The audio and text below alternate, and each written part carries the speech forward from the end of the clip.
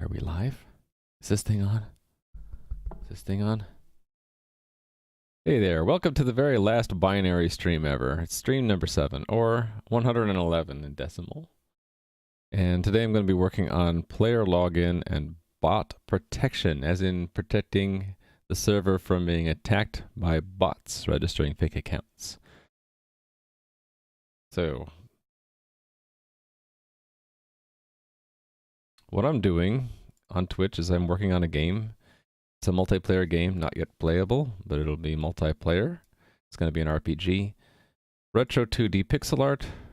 If you can remember an old game such as Ultima 5, which I really enjoyed playing when I was a kid, it's going to be that kind of a look and feel. Only multiplayer. I'm going to try to add a whole bunch of stuff to it. And because it's multiplayer, I need to have the server infrastructure. So there are many different subsystems, including the server backend, which I'm working on up till now. Server architecture, very high level view. You will play the game from your browser, JavaScript and Pixie.js and all that good stuff. It will be connecting to the servers through WebSockets. The servers also talk to each other through WebSockets. So it's a nice ubiquitous interface all around.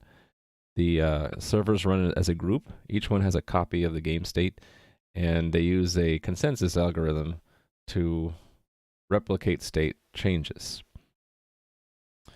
And a lot of this is set up, but there's still some pieces missing. So I've been working this week on authentication. I need this. It's a prerequisite for putting the game up on the cloud for my viewers to play. Although there won't be anything there to play at first, I want to at least get the infrastructure set up as a baseline to start building a game off of it. So I've already done the clustering, persistence, versioning for servers. Now I'm adding authentication, anti-botting, mitigating denial of service, that kind of thing. Because I'm paranoid.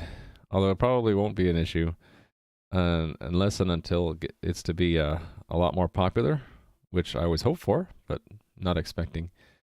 The denial of services probably won't be hit, but you never know. You might get a troll who just like wants to dick around with you. So I'm going to put in as much as I can to mitigate that. So all my notes here on OneNote are publicly readable, including today's notes. I like to have a plan put together the night before for every stream. And I've also started putting my to-do lists and what I've done in Trello, which is also public. So, for example, you can see what I did last stream. I did player registration, password reset, and I started a new player client, which gloriously looks like this. Not much yet. Need to add style, need to add more features. We're going to add a few more features today. So I'm going to archive all of these right now. And we're going to work on these today. So I'm going to work on adding player authentication to the backend. And then actually I'm going to move that up. After we have the backend up and running, I'll add a login screen on the front end. And then go back to the backend, do password and email changes. And then front end, add the profile screen, which will let you make those password email changes. And then with probably the rest of today's time, I'm going to look into using CAPTCHA for preventing bots from registering fake players. So it's very controversial. A lot of people hate it. A lot of businesses love it. The idea is that you make a button that says, click here to prove you're not a robot. And surprisingly, it works pretty well. There's a lot of algorithmic stuff that's captured on the back end and actually in the front end as well. Excuse me. To just basically filter bots out from real people. And it's a free service provided by Google. So, excuse me. I'm going to be taking a look at their documentation. I already looked at it last night. It looks pretty simple, so we'll try it out. And there's even a React package. There's actually 2 React packages. I'm picking the one that has more downloads. So, I have some other things here. Like there are some test keys we can try out. They're not really, the secret key for testing is not really secret. It's posted on there, frequently asked questions. And I have written down here a note for what is the backend API to verify a CAPTCHA. So we're going to be doing that a little bit. And then if I get to it, I want to look into rejecting bad passwords. So I found a library that can be used to help reject awful passwords like password or let me in, that kind of thing, that I might try to leverage. And then some extra stuff like what happens when someone just keeps typing the wrong password. What do we want to do about it? I don't think I had any ideas written down, but like a simple thing we could do is just time out that user for a while. Say, well, too many login attempts have been made. Maybe either they have to re-verify with their email or they have to wait or something. I want to strike a good balance between someone locking out someone else's account and versus actually take that back. I want to strike a balance between I don't want to annoy users too much if other people lock them out, but also don't want to make it too easy to just brute force try to guess people's passwords. And I'm not sure if I want to do this after all. Don't let players register certain names. I looked into profanity filters, and basically, what it comes down to, it's impossible to current technology. It's impossible to make anything that completely auto moderates. So you can reject some common stuff, but there's always going to be room for creative trolls to, actually that should say naughty. Creative trolls can always figure out a way to put naughty words in through spelling mistakes, through innuendo, that kind of thing. But we could block certain obvious things like empty string, admin, root, punctuation characters. So, basic things I'll probably do. Probably just make a quick set of rules and see how that goes. But I fully expect I'll need to moderate the game, and that's a whole other system that I have to deal with. Moderation. So, moderating chat, banning people, unbanning people, having a reporting system. I should add to this username changes. And what else? That's about it probably for now. I had an idea for username changes that, let's say we find someone's registered shit as a username. And I forgot to put that into the profanity filter. Hey there, Sanri. One thing we could do is we could have a mechanism in place where part of the moderation system would be we could change the username for them, and the next time they log in, they could get a message saying, your username was flagged as being inappropriate. We've changed it for you. You can file a appeal if you wish, or you can change it again. But, and then we'd have to have some other system, like if they continue to try to get around the system, we might have to ban them, right? Hey there, Mike. Shout out to Mike, by the way. He just released a game called Thrusty Ship, which I really enjoyed playing. I even have a command for it if you want to see the Steam page for it. And how's it going this morning, Mike? I like to play his game because it's got a casual mode where you don't have to race through the levels of his game. You can kind of take your time, a little bit of strategy. But if you like challenge, it's got a ton of challenge modes. So yeah, today I'm working on player login. So it's going to be a mixture of C++ and React. So the back end of my game is in C++. The front end is in React. The login is going to look pretty much like this, only I need to change this around. This was the registration screen. I thought of a few things wrong with this. For one, we shouldn't get to there unless we have like a button first that says create account or something, and then we should have them enter their password twice. I beat a couple of your records, but those were easy records. I think you went through really quickly those first few levels. You could have gotten way better scores on those. So yeah, anyway, this is going to change quite a bit. This was just really quick and dirty. I did it on stream yesterday for account registration, and it works.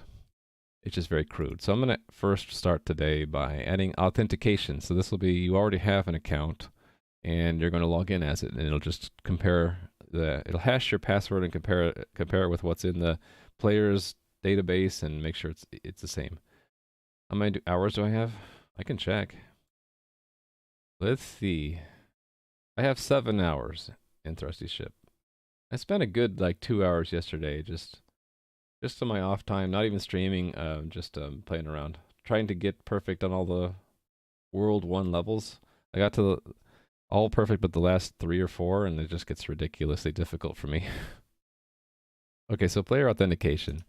We're going to have a new command, I mean a new message from the client called login, like what you might expect. So I use test-driven development using Google Test Framework. And the component that deals with login, or any kind of messaging really, is the coordinator. So I start off here by making a new test. Login registered, let's make a whole bunch of test cases. Registered user correct password. I'll just mark them all to do for now. And then we have login registered user incorrect, or let's just say bad password. No. Incorrect. Bad would imply that it's kind of like needs to be moderated. And then login unregistered user.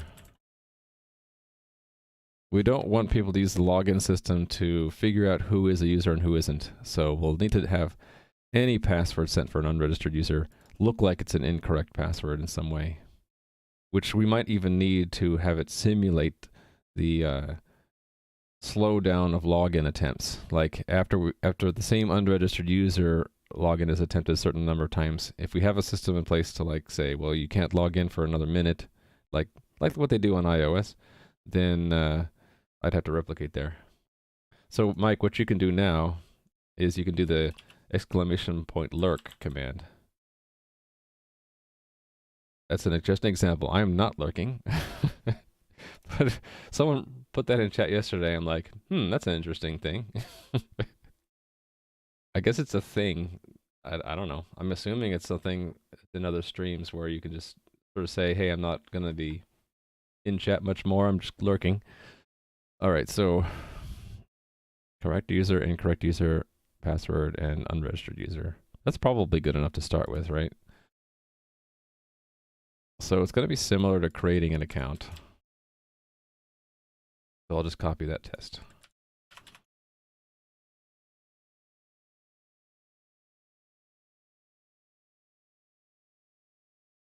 All right. Oh, that's true. Wait a minute, no, it doesn't matter. For logging in, we don't need to be the leader of the cluster because we're not changing anything in the state. Unless it's an incorrect password, and we have that. I'll deal with that later.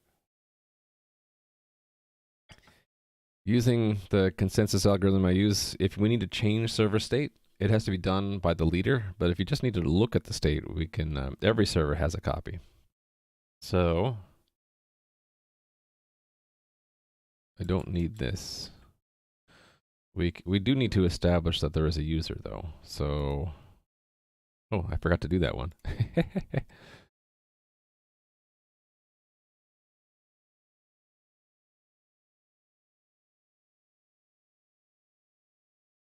I'm looking for a test where we might have set up the user to begin with.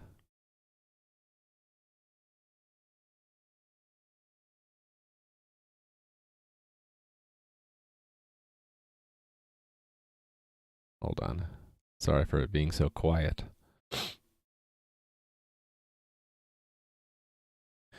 I think I need to break up the coordinator tests into multiple modules because it's 4,700 lines. It's way too long. Oh, this is the admin stuff, right? Ah, here we go. So, okay, this is what we did. Cool. Stop lurking. Is that the opposite of lurking? What's the opposite of a lurker? I guess that would be a chatter.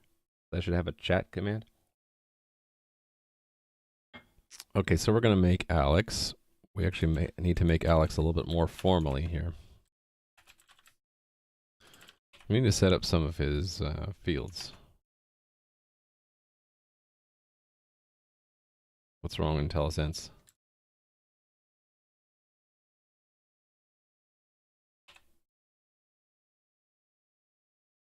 It's not helping me out today. We just started Visual Studio also.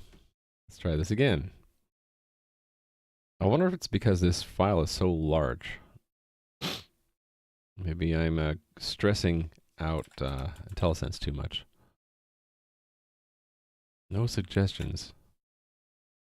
It's almost as if that's a compiler error.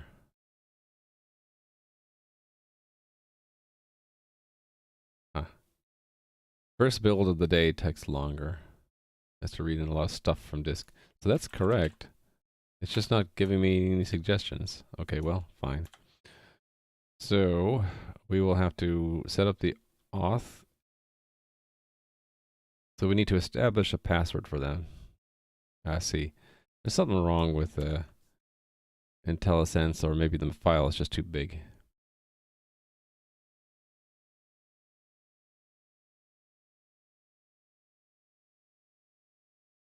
Here we go.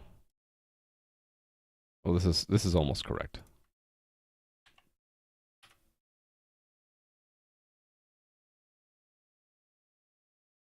I want one where there's a password already set up. There isn't one. Okay, well, this is as close as we'll get. We don't need a password reset token. That's the basic algorithm stuff. Although it doesn't really, for these tests, it doesn't really need to be that much. We can just make it 1. Why not? And then it's like, we'll pre-compute a hash and a salt.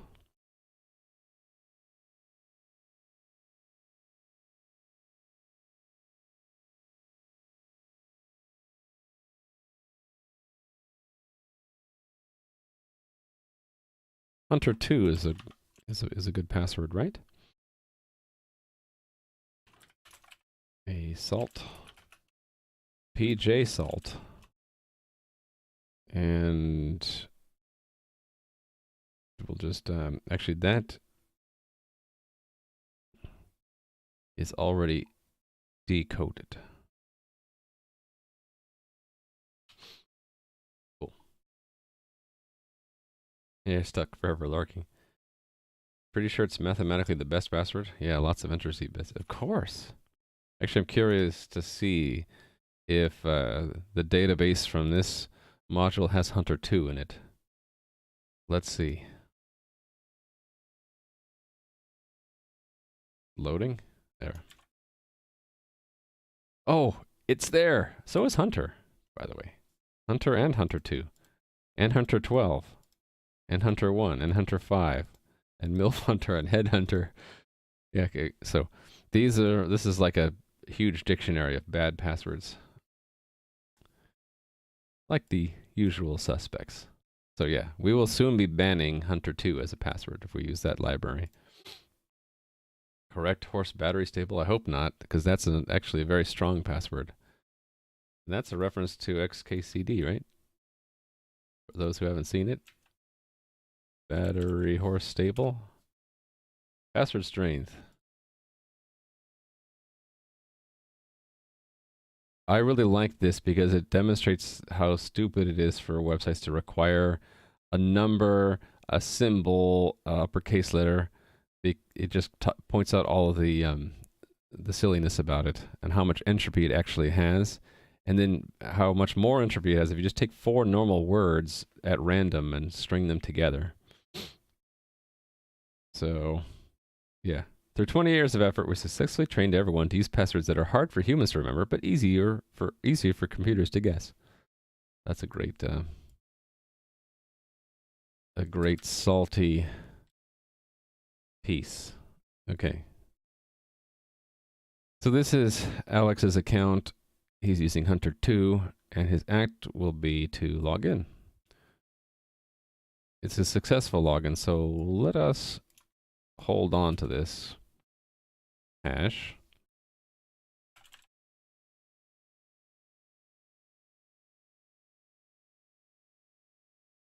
Oh, wait a minute. I wanted the... Did I want the salt to be encoded in there? I don't think I did. Hold on, let me make sure. When it goes into commands, it is. But when we store it in the record, it should not be. So that's not encoded, right?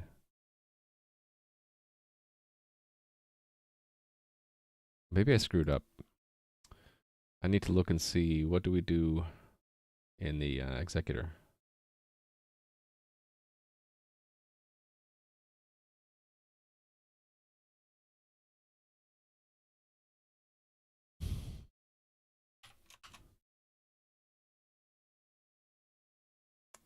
What would it be called?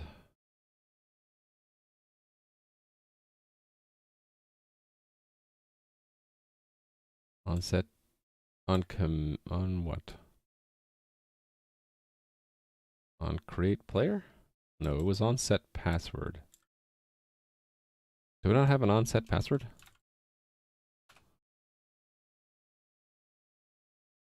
Did I forget to execute the on-set password? The set password command? I think I might have. Huh, well, let's add that. Let me add that to, I don't know if I'll do it today. Needs to be done though. Set password command is never executed. I forgot. That is server state. Game state. Anyway, this one. No, not that one. Create player. Okay, the record is assembled when? By the coordinator. Engine. Create player. Okay, here we go. So, compute hash. Oh, it does base64 encode. Okay, what about the salt? It's also encoded. So it's always encoded. And then when we, is it decoded here? Ah, it's decoded there. I see. So we're always storing it base64 encoded, even in the command. I don't have to, but I am. I guess it makes sense. It's more convenient to serialize and all that. So that means it is encoded, and so is the salt. There we go.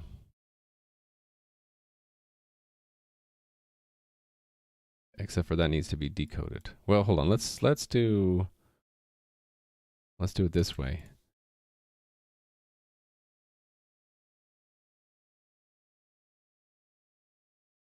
It's put into the structure encoded. This one requires it to not be encoded. Cool. And then this is just the hash. What gets used when a site limits the password length to something really short? Yeah, that's really stupid. Because if they were just to use this algorithm, it doesn't matter how long it is. It is it actually is doesn't really matter, does it? Max password length of 9 characters. Well, it used to be in Unix there was a limit to the username to 8 characters. So I had a friend who's, if you took the first letter of his first name and then his last name, it added up to 9 characters. So they just arbitrarily dropped the last letter of his last name off, and it just annoyed the crap out of him for years because of the arbitrary 8-character limit to usernames. All right, so we calculate the hash stored in. Okay, so when they log in, they're not going to give an email.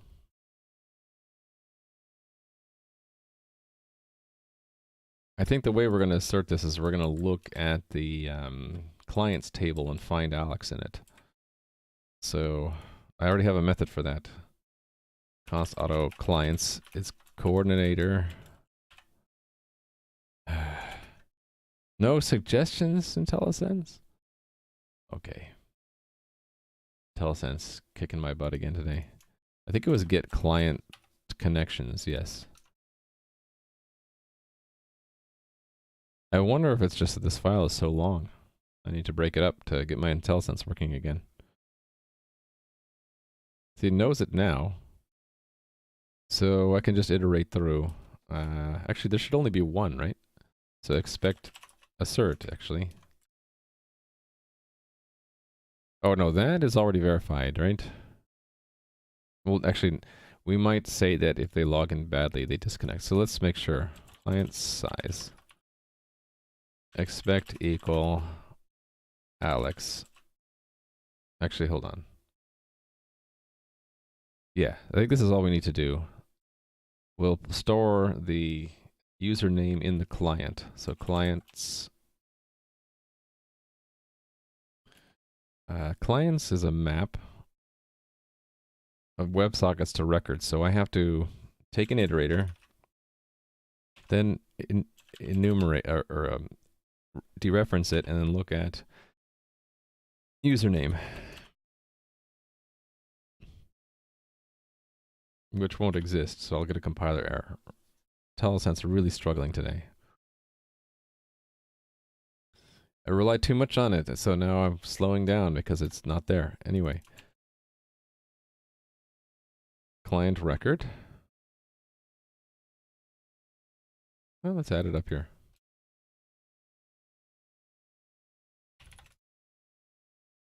Once the client,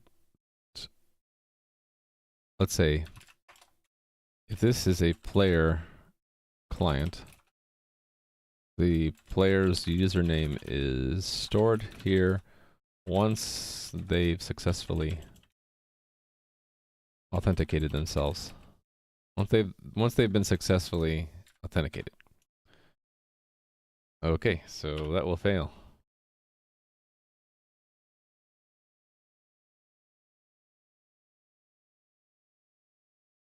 Back to lurking for you. Okay. Thank you, Rally Monkey. So we are going to go to coordinator tests and run them. Another reason to break up coordinator tests is that if I break it up, I don't have to keep rerunning completely unrelated tests like accepting connections from other instances, right? Okay. This one completely crashed.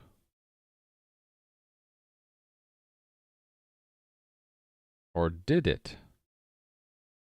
That time it passed.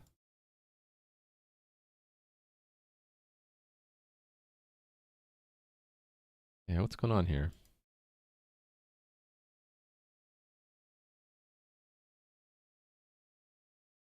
I don't know.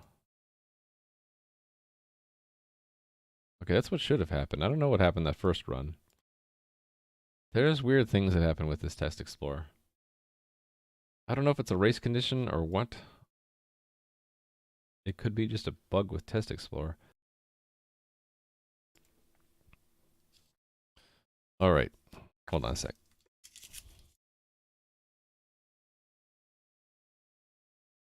Right, so Alex is not logged in.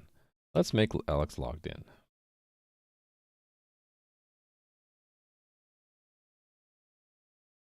Client message handler will add.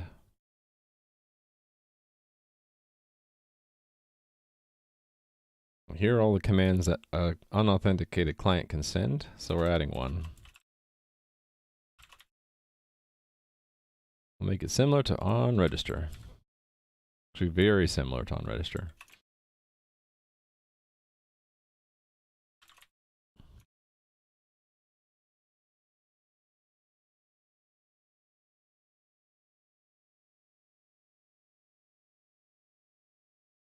Actually, you know what?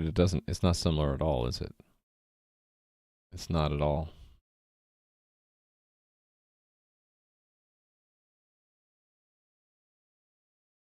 We're going to get the username and then look them up in the player table. So auto player equals players. Actually, for now I have to dereference context engine. Ah, oh, come on. Not even in this file? Okay, this is kind of ticking me off. So I'm going to close that. I'm going to blow away the whole build folder.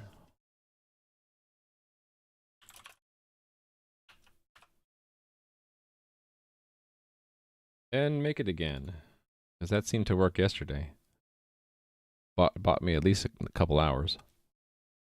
So it complains about it doesn't find files and says, okay, we need to run CMake.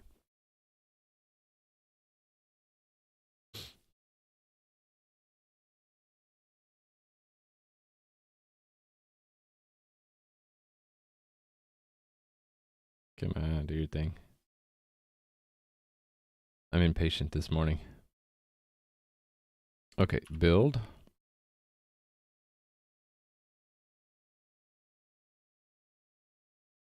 It builds reasonably fast.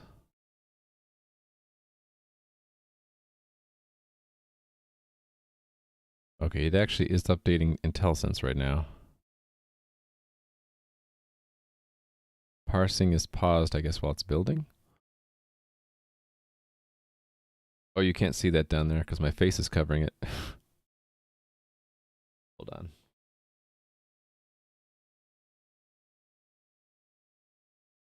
Why can't I move my camera? Okay, there we go. Down here it was showing, it was building and it's discovering files right now.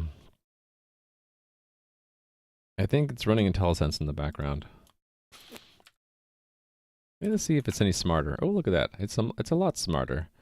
Index the, actually no, we're going to see if there exists or not. Is registered username.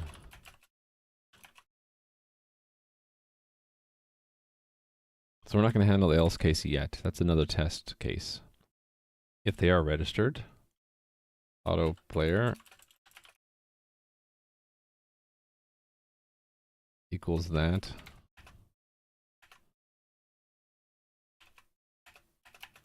Oh, that would be why. Index the username. Okay. If, no, actually we need to hash it. Do I have a helper for that yet? Compute hash, I do. Look at that.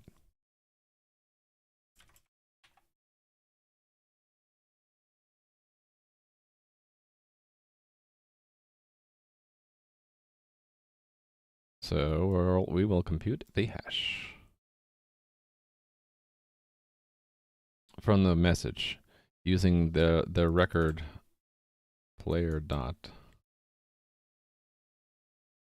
Oh, hold on. It's player dot auth, right? So we use the stored salt iterations and algorithm, hash it with the password they sent, and then if it's equal to player.auth.hash, then it's a success. Otherwise, it's a failure. We'll handle the failure case later. But for right now, the success is we take the client and store the player. What did I call it? Username.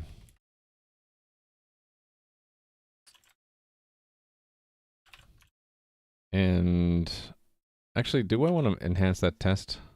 We should probably send a message back saying login is a success. And I had that for if you reset your password as well.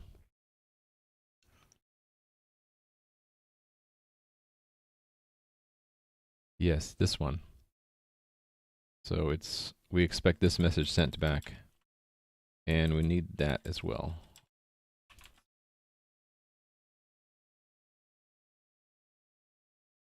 We need to let it run once, and then we will see the side effect of that they're logged in and also that the player gets a message back.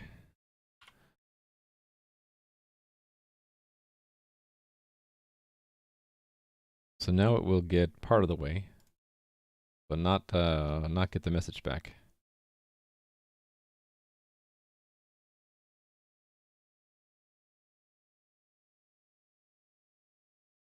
Log in L.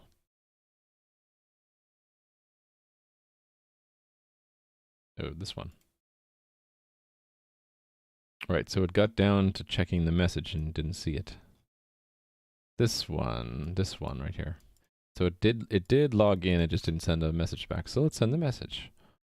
That will be WS send text. Actually, didn't I already do this? Logged.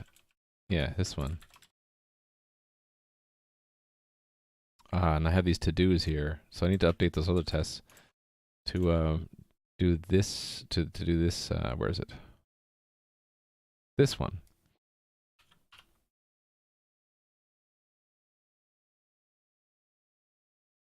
Cool, so they're logged in now. That's all login is really. It's associating a client connection with a player. And then I might have rules later. If you don't log in, you might be disconnected. I'm worried about it. One denial of service might be someone just opening a ton of WebSocket connections to the server and just leaving them open. So I might enforce some kind of maximum time, like a timeout, if you don't log in or register or something. Or I might make it so that it doesn't even connect until you try to log in or register, so that an unknown client would just be hung up on like within a few seconds. Okay, incorrect password. Works? Really? Oh, because I didn't fill it in yet. Let's fill it in. All right, incorrect password. The same thing, but different results. Because they will say Hunter 3. And we should see that they still have a client, but it is empty. And login status. I think I had just a code reserved called bad password. Yeah, bad password. Hunter 3 is a terrible password. It just needs to not be Hunter 2, which is, what the server will have. Okay, let's try that. So that will fail because it will actually never send this message at all. So let's fix that. Here's where it gets a little bit easier, right? Because I can simply copy this code, and in this is where they are registered, but it's the wrong password. We just put in bad password. And that's enough to make the test pass for now, until I add more strict rules. And then this one, right here, I need to fill that in next.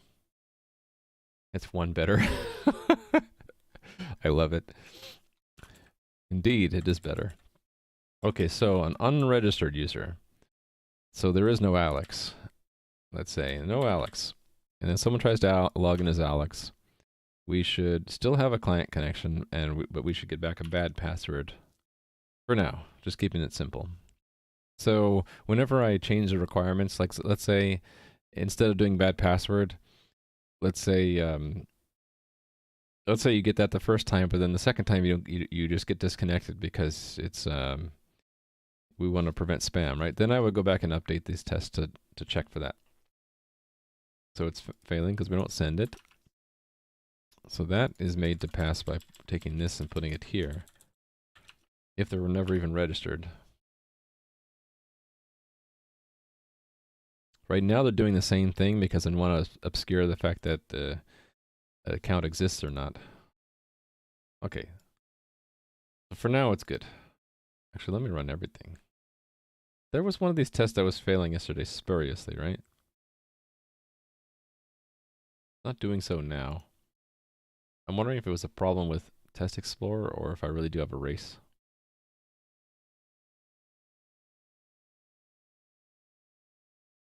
Oh, it's all green across the board right now.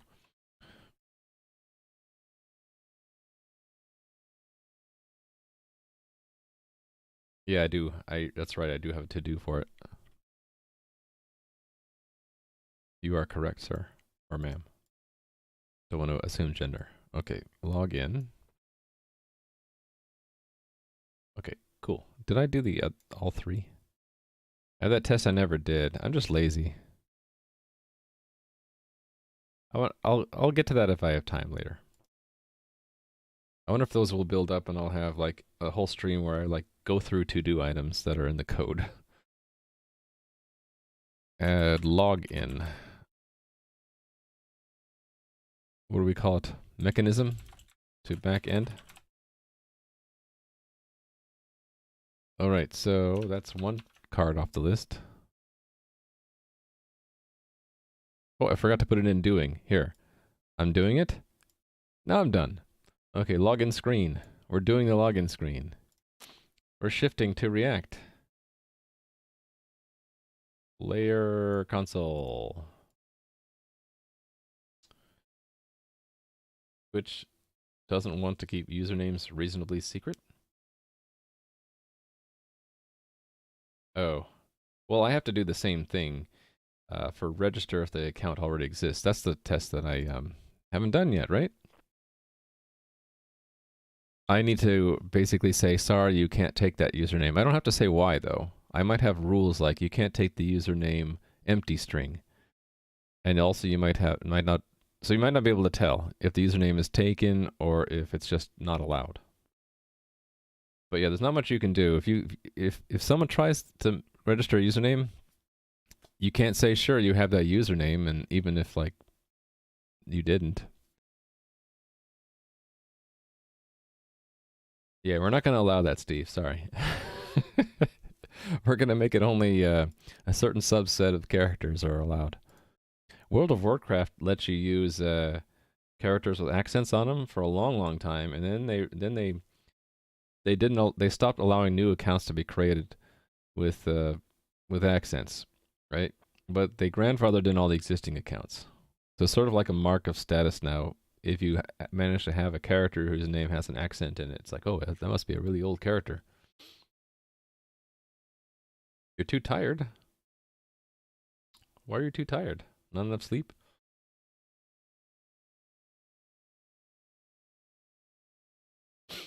All right, so front end, right? Mm-hmm.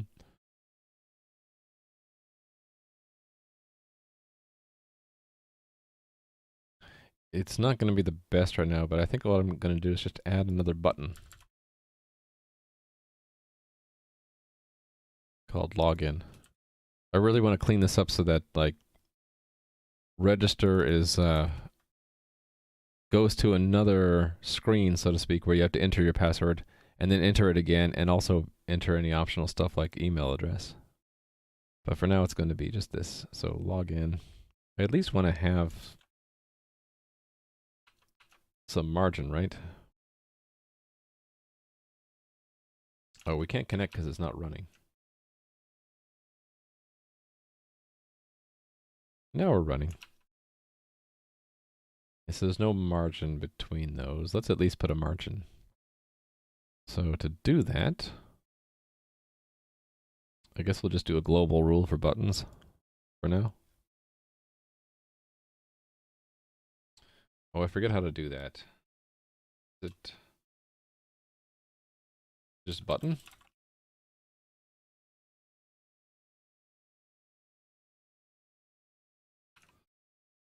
I guess so. There we go. Let's add a top margin too.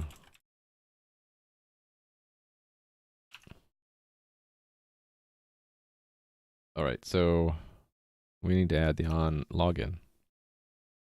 Put it near the on register. Actually, it's going to be a lot the same, right? It's just going to be login. There we go.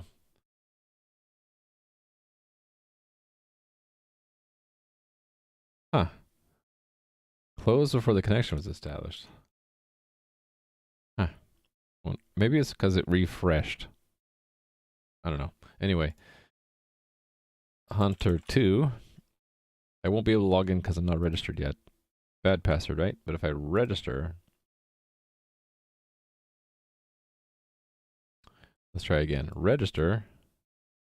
Register's not working. I broke register. How did I break register?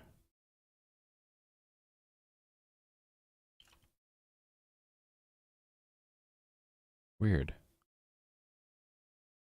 I broke register somehow. Front-end development hurts your brain? Well, I try to give you a mix so that you can go I mean, you can see some back end, some front end. Hey there in the soccer, by the way. I cruelly took away someone else's VIP and gave it to you, by the way. I need to do the same thing for Steve. Steve deserves to be VIP. The problem is I ran out of VIP slots. Yeah, what happened to the register thing? Login works. Register doesn't. What if I refresh and try this again? Hunter 2. Yeah, I broke the register button.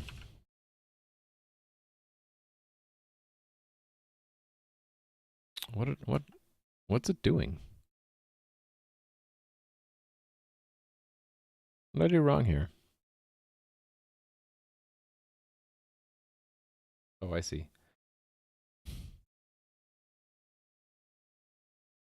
Do I need to actually do something? Hey, but here there, bug found. Bug found. I broke my register button. I click it and nothing happens. And it's just so simple. It should be calling that, and it's not. All I thought is maybe there's a syntax error here I'm not seeing. Or maybe let me just do a character change to force it to reload here. It didn't reload.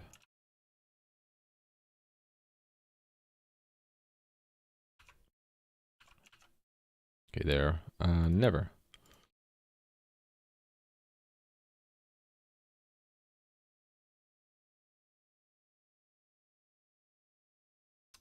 Crap. What? Why is this broken? Okay, what does it show for that button? Okay.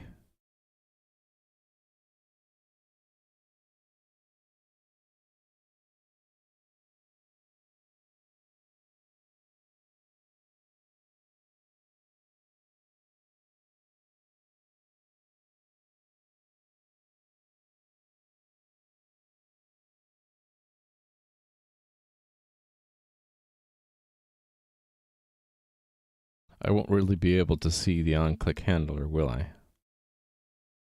It's not in the style. Shoot.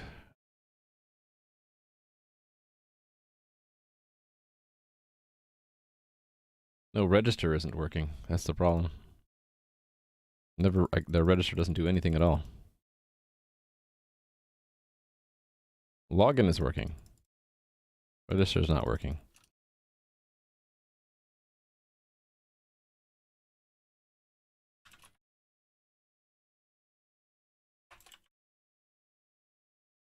Keep making that mistake. It's not 2 R's.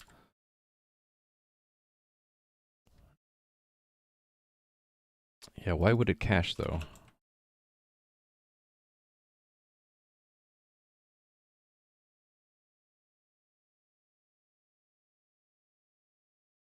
Now it's working. Or it's okay, wait a minute. Oh, it was working, it's just going to the server and what, getting rejected? Possibly. So what would it do? Send register.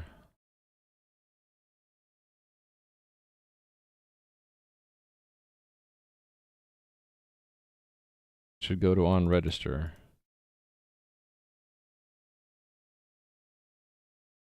Wait a minute. It is talking to a follower. Is that the problem? It's not getting forwarded correctly? Oh. I think that's the problem. The register is not getting handled at the other end. That's probably what it is.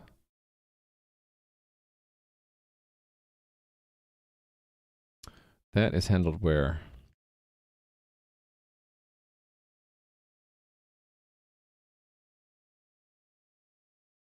Not create player.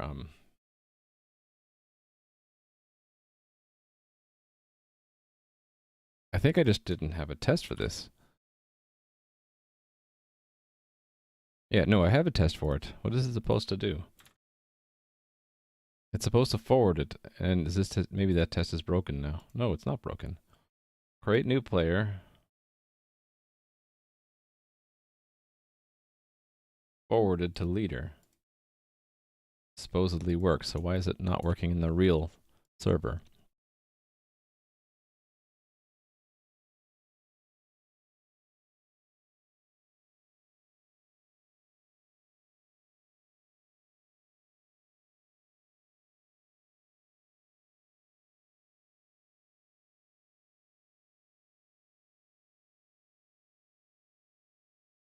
Yeah, wait a minute. How is this ever gonna work?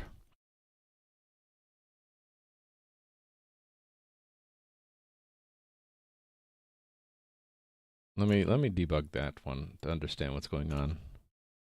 So that means that unit test is not working correctly. So let's put a breakpoint there and run it.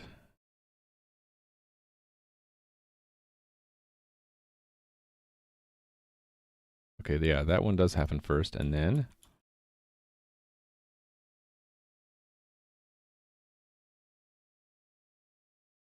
oh, dude, it should be a private connection between servers.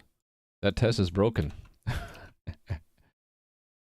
This peer equals add connection. It is private. What's going on? Oh, wait a minute. No, I'm just being dumb. Sorry. Let's try that again. And then go one more time. The data is the crate player. This is from the player side.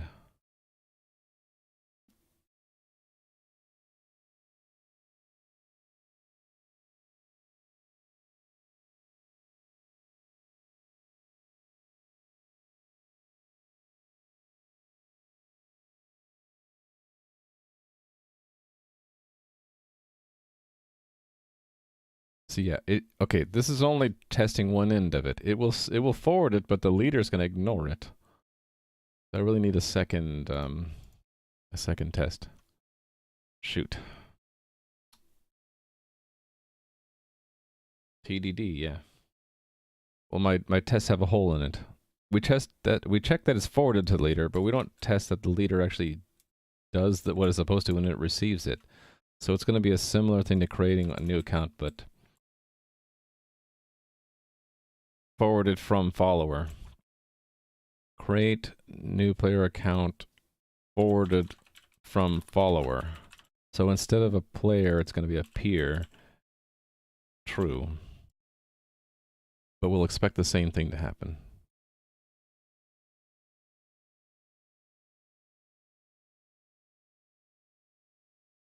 Okay, that's the problem. Dash the problem.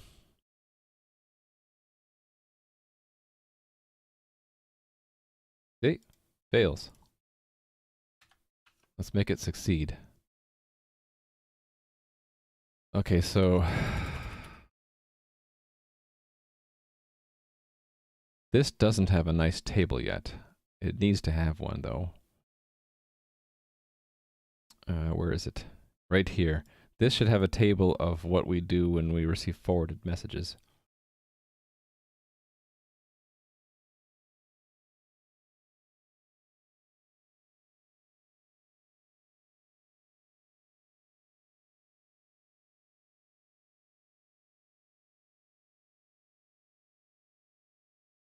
Oh, let me set a bookmark here.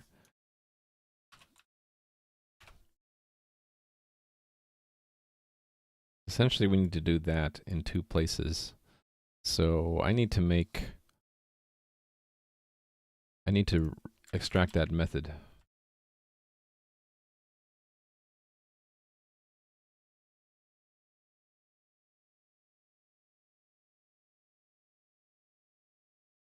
Oh, wait. I think I've done this before.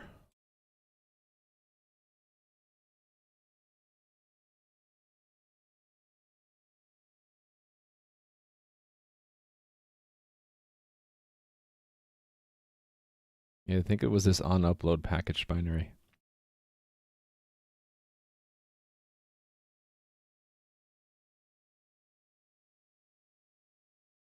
Just sort of misnamed because... yeah. I'll have to fix that too.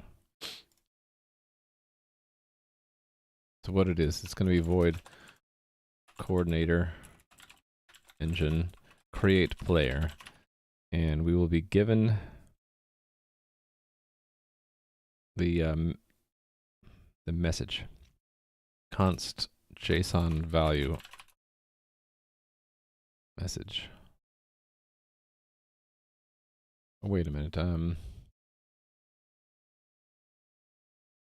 I do remember why I called it on, because it just comes from two different places, but it's still handling a certain kind of message. So it would be on register. Yes. All the context engines go away though.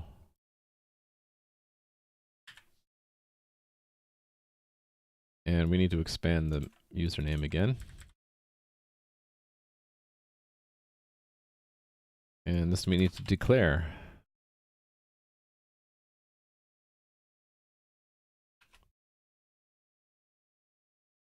Gonna be a similar thing to this. Well, no, not exactly. I'll just spell it out.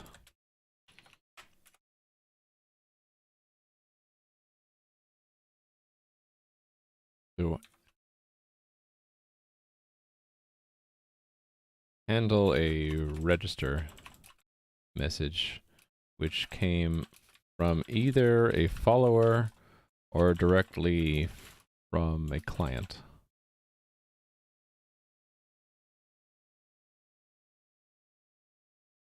This is the message that was sent. All right, simple and simple enough. So then the client on register will just call, if it's the leader, it'll call the engines on register with the message. Otherwise, it forwards it to the leader, and then the leader will call it from the other place, which is where I put the bookmark. On register. Data as JSON. There we go. I feel kind of dumb now. Any of the other messages that might need to be forwarded, I need to do the same kind of fix. So set password, request password reset. Yeah, and login are all gonna have to have the same kind of check. Still failing.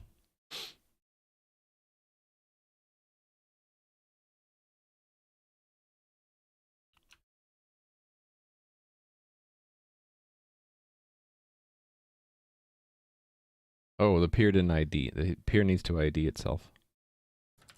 That's requirement. Otherwise, we don't just accept what they say unless they've ID'd themselves. There. And actually, I think we need this wait as well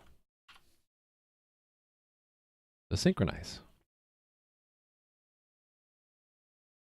There we go. Make sure I didn't break anything else.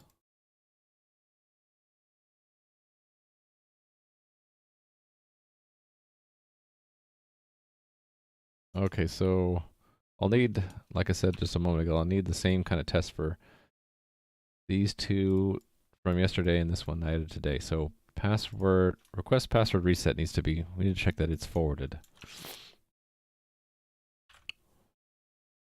So it's going to be the same kind of test.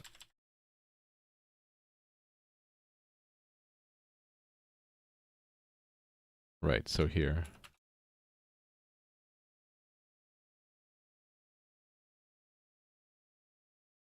Password reset request forwarded from leader. So the difference is to and from. So the same kind of message here goes here. And so I need the same setup as well. And the same assertion. No, not that one. It's if they are the leader. So this one, it should be appended to the end.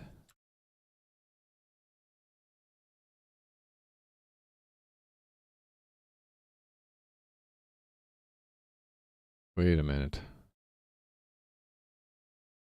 Okay, it was similar, right? It was very similar. There we go. Hey there, 85 filter. How's it going?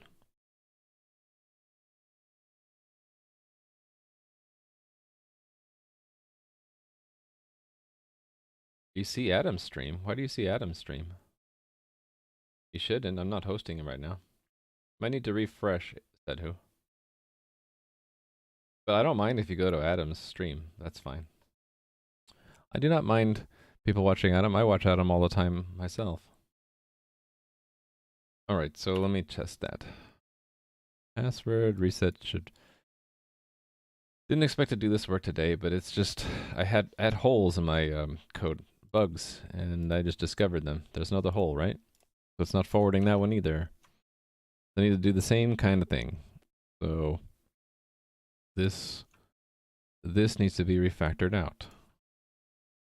So we'll put it near the other one on register here. So there'll be another one. I guess we're putting them in the same kind of order, right? So this one is on... Oh, I already forgot. On request password reset.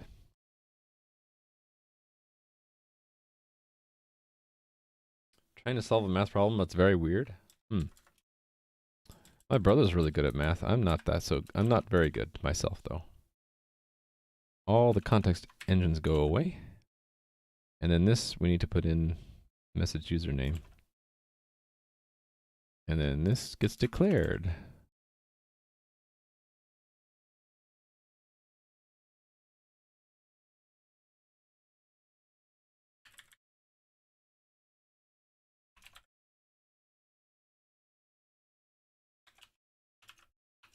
All right.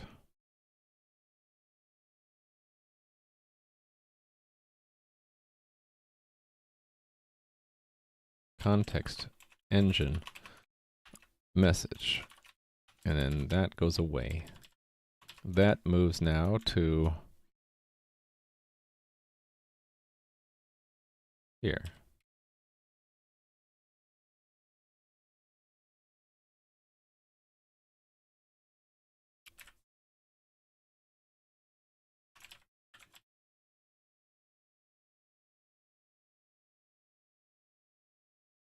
There you go. Motion blur. That's sophisticated stuff, isn't it? Cool.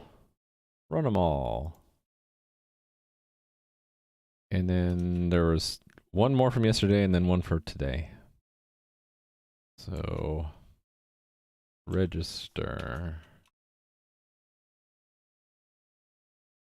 Let's bookmark the other place so I don't have to keep searching for it. Here, bookmark there. So, the set password also needs a test.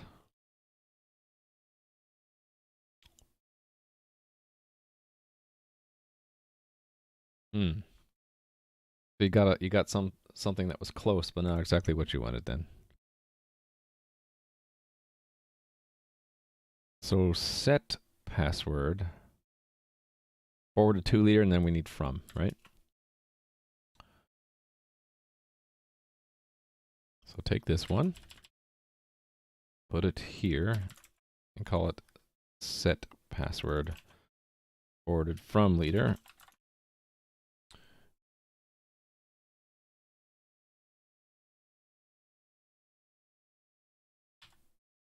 Same setup and same message sent, but now it's coming from the peer instead of the player.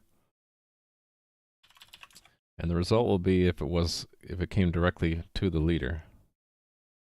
It's the one that says append, right? No.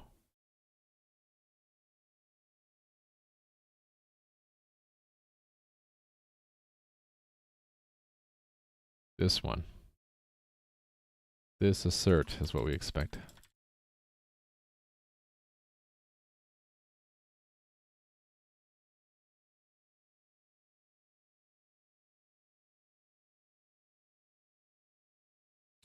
New password is glorious. Actually, no, wait a minute. Oh, that's the token. The new password's Hunter2.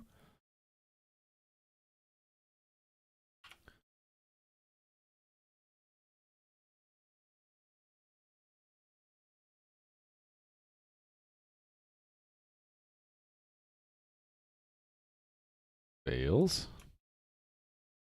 Make it pass. On set password. This stuff. So on red, so near to these guys. Right here.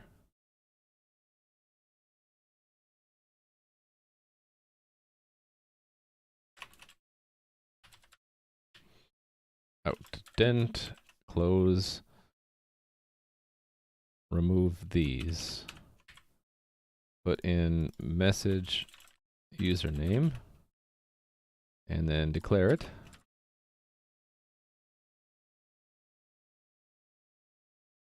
Am I putting them in the wrong order?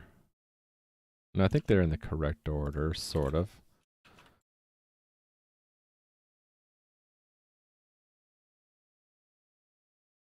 Hey, not sure of course. Help you with your procrastination 4 hours down the drain. Get to work. Do it. Just do it. You know you need to fix that code. Okay, what code are you working on? How can we help you with your how can we help you not procrastinate? Other than say, do it.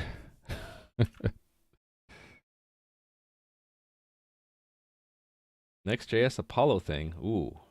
I only know enough about Next.js to start the React app, which is, you know, hosted by Node.js.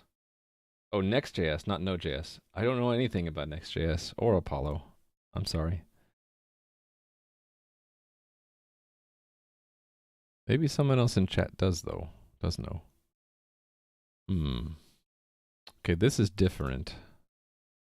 Let's put a marker there. Oh, I see. We pulled the player out first, so we need to go pull it back in. Like that. And no, username is picked out twice. So let's make it const standard string username equals that. Apollo for GraphQL. Ooh, cool.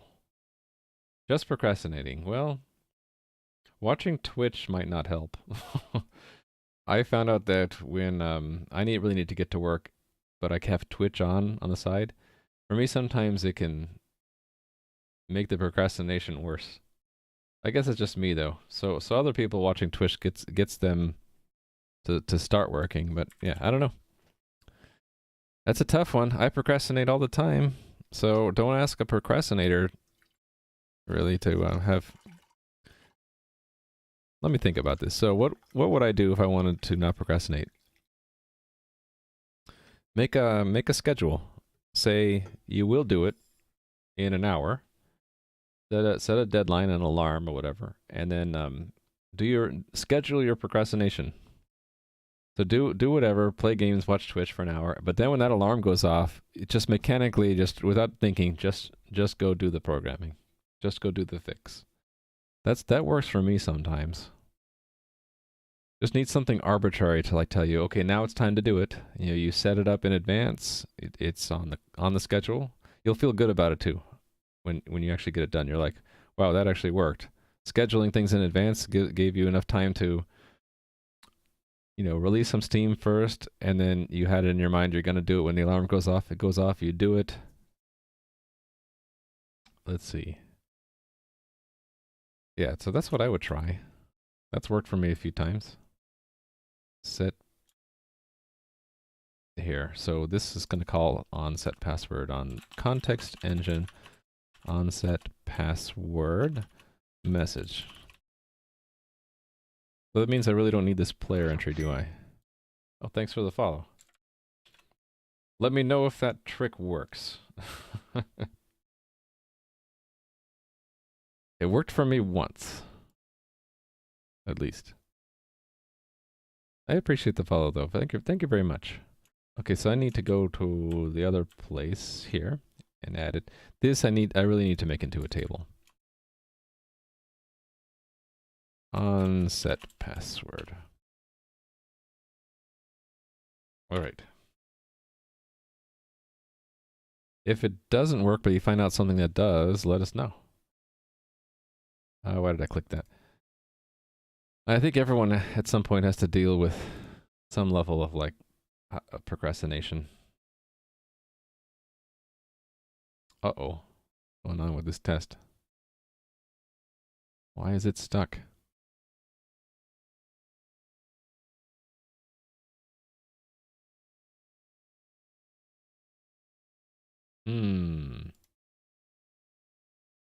Oh, I think I might know why. I think it's an uninitialized variable. I was getting this yesterday because there's an iteration count. The test needs to set it, otherwise we're in trouble. Yeah, so we're not setting the iteration count. Yeah, this thing.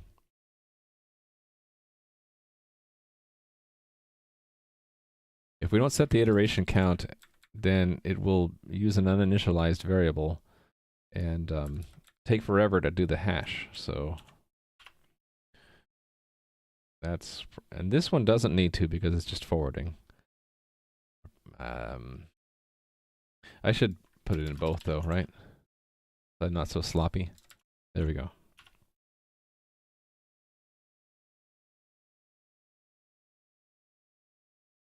Okay, I think we're almost back on track. I just need to do the same thing with the new command I added today, which is log in.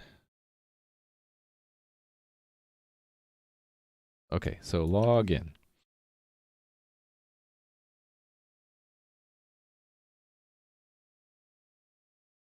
So we'll put it down here. On login. Put a marker there. Let's put a marker here as well.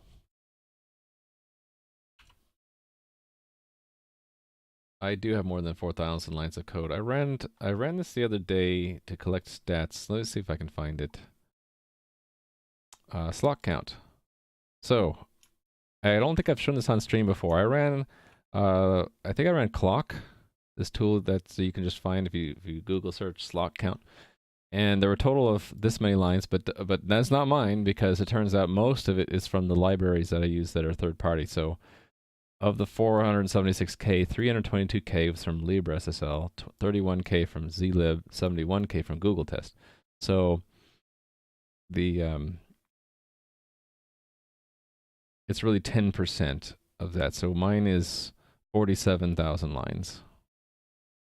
So roughly 10% of the code is I wrote myself, and it's broken up this way. My web server's just shy of 7,000 lines. JSON's just shy of 2,000. So my game so far was 9,000 lines. But then again, I kind of cheat a little bit, I think, in that if you look at my code, I tend to break the lines up a lot. Like I'll do this kind of stuff, right? So that gets counted as 5 lines, where a lot of other programmers, it would only count as 1 line because they wouldn't wrap the lines. You know, the stuff like, what for example? Like this stuff. This is an extra line. So I think my line counts get inflated a bit. So to compare with someone else's line count, a realistic thing would maybe take this and divide by 4. So 10,000 lines. I did make a complete Raft implementation from scratch. It's in my GitHub if you want to take a look at it. And it's actually working out pretty well because this cluster starts up, it selects a leader, and it replicates the state of the game, which I can look at if I just peek into the journal. Let's peek. Okay, there's nothing in the journal yet, but I can go to any of the journals and they're the same. When I get this register user back working again, you'll see whenever I register the user, it'll add a create user command. And if I change the password, it'll add a password reset command. And it all gets replicated to all these servers. They all get the same state. It's pretty cool. Indeedy doo doo. All right. Go back to where I was editing, right? This is on login. If you have any questions about that RAF stuff, it was really fun. I can answer any questions you might have. Also, you can always search through if you're really crazy. Some people are. You can search through and see where I was working on specific aspects. So here I was doing reconfiguration, and back up here I was doing the election system. And I think somewhere in between this I was doing replication of state. But then I was mixing in with other things. Oh, I think, yeah, wherever I say logs, that's the replication of state. So it was December-ish, with some fixing up in January to do Raft. Not that long ago. Oh, I completely duplicated the wrong message, wrong comment, didn't I? It's the login. There we go.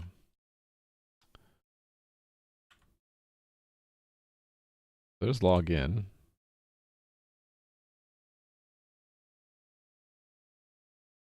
Here's where we'll call it.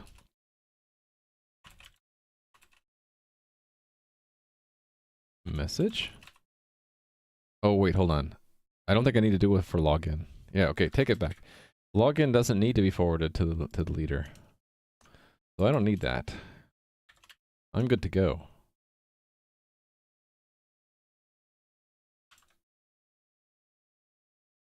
I don't need that. Cool. Try 3 days to link your Amazon Prime to your Twitch account. I couldn't get, I couldn't even sign up for Amazon for what was it? I have a weird situation because my wife has the Amazon Prime account, so I don't. And it didn't feel right having using her account to link to Twitch, which is me, so I didn't do it. But I was, you know how you go into Twitch and it's like, click here to see what you would get with Twitch Prime or Amazon Prime. I would click that and it would always break. There's something funny going on with their website. All right, so let me run all the tests, and then I'll try again what I was doing before when I found this problem, which is logging into the thing. Oh, no, we have a break somewhere. Oh, is this the race? I think this is the race condition. Maybe I should look at this right now.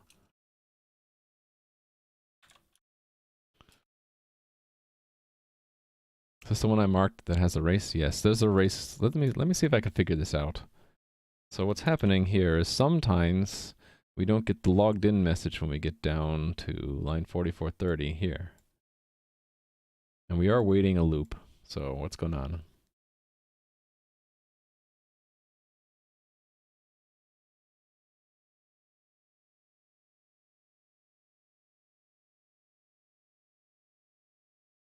Oh, I think I know what's going on. It will queue the message, but it might not.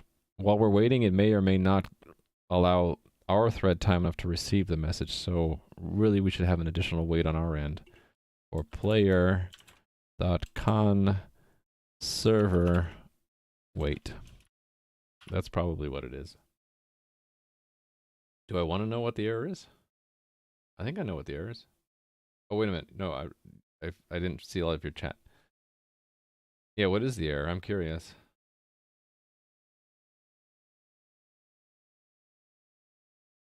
Web stuff should just work. What is this about not supposed to work? Yeah, I'm curious what the error was. I've run into weird bugs with Twitch where error 40. What is that? I've run into weird bugs with Twitch where I had to clear all of the browser state and then refresh, and then I got it back. Replace user and click OK. I've heard that said a slightly different way. Have you guys heard of this? Problem exists between chair and keyboard. Pebkek.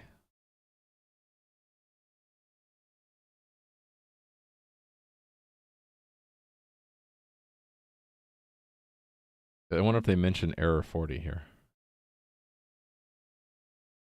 Here we go. In Danish, it's error 40. How come they say Danish?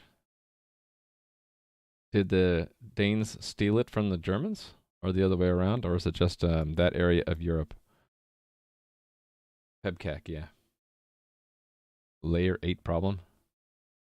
Oh, that someone mentioned that yesterday, and I didn't know what it meant. So it's all the same thing. I like the problem exists between keyboard and chair, or chair and keyboard.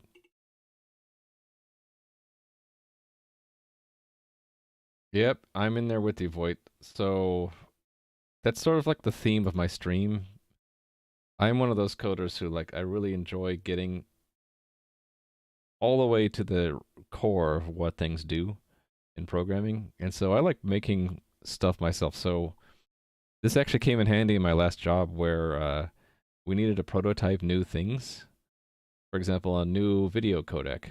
So you couldn't load this new codec into players because no player knew about this new codec. So I was in charge of making a player app, basically from scratch, as far as the codec was concerned.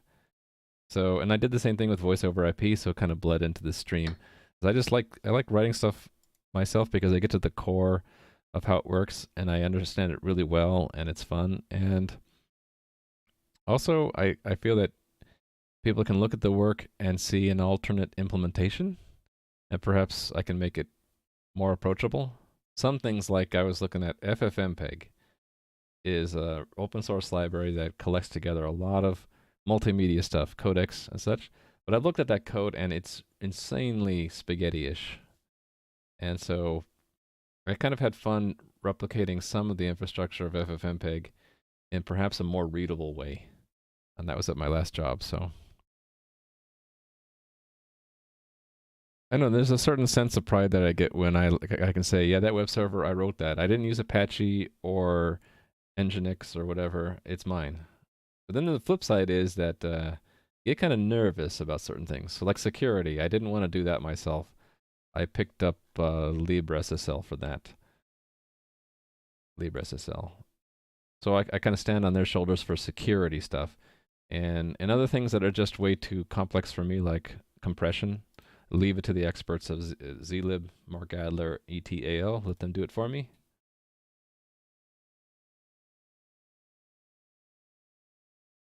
Yeah, I know about Handmade Hero, so I'm kind of doing the same thing as Handmade Hero. That's come up a couple times on my stream.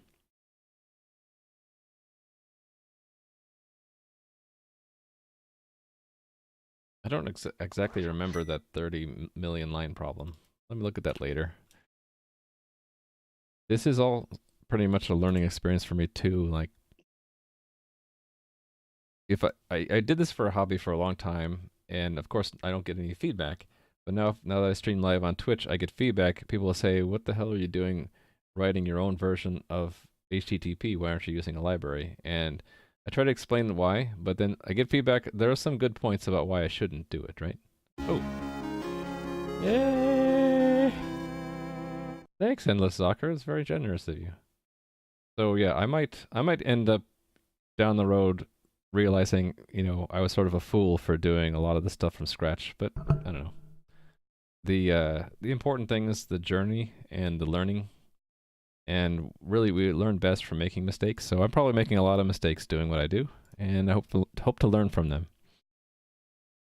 Okay, I think I did fix the race condition. That's the good thing. Hey there, Romania. How's it going? Hello to you. Yeah, so now you can do the Raimu wave in Endless Soccer. Okay. Run this one more time. I think I'm good to try to log in now. I need to stage and serve the cluster again though. Let's try to log in now. So we're connected to the game. Let's register. Yay, we're registered. Okay, and we're also logged in. So one thing about that is it will have created a journal entry, so we can go peek into the journal and see it. Yeah, let's do that. So there's our journal entry. Create player, Raimu. No email entered, and here's my hashed password with the salt.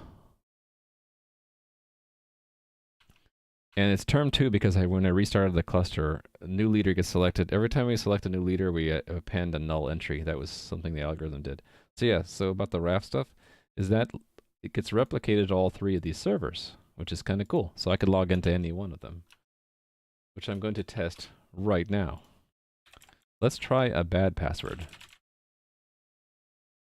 Bad password. Okay, now let's try the correct password, which of course is Hunter2. You can see it over there.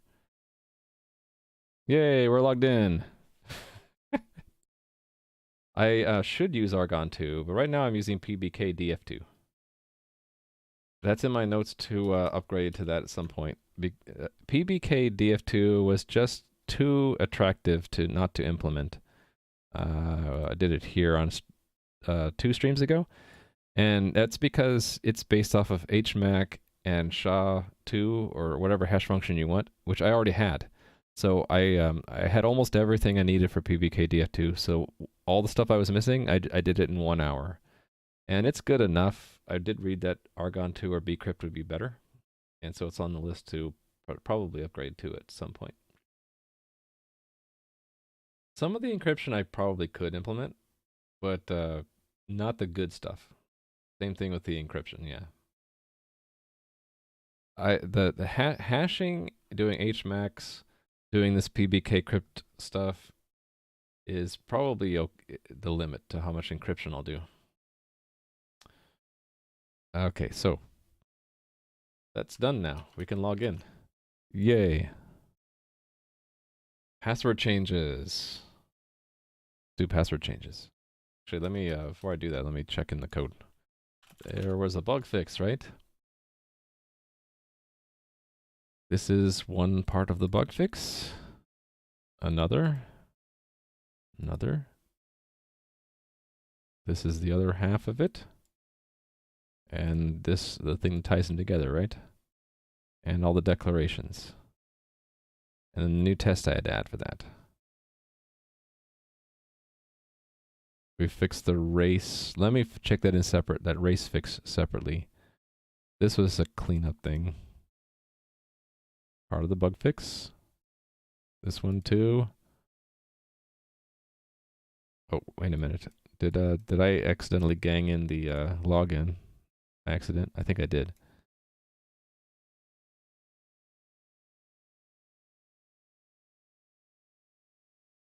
Oh, I had already checked that in. Yeah, I had already checked it in. That's what happened. Okay, so this... Have I tried Notion? No. You hate the Trello theme? I'm sorry. They had a dark theme I could switch to, right? I don't want to look too much. I don't want to show... Hold on, let me bring this off screen. Yeah, because it shows an email address and stuff. But, they have a colorblind mode. Okay, it wasn't in the profile. It was somewhere else, right? They had a way to set the dark mode.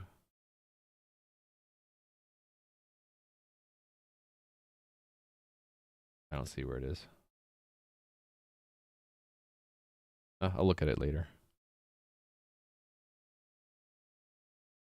Notion.so. You know, if it's okay with you, I think I'll look at that after the stream. Thank you, though, for the idea. There was another one I saw someone using, and I can't remember the name, but it was on something.io. It was like Trello. Trello is okay for now, though, I think. I'm not really needing that much out of it. I just need something to quickly, like, sort and arrange what I'm working on. All right. This is fix bugs in forwarding messages to leader.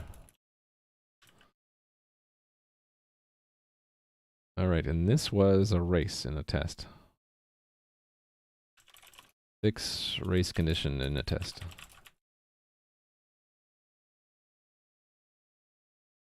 This is adding the login, which was extremely complicated. We had add a button. The button had to send a message. So complicated. Oh, I have a line feed convention mismatch. Anyway, player console. Add login button. Okay, on to password changes. So that is, once we're logged in, we should be able to change our password, right?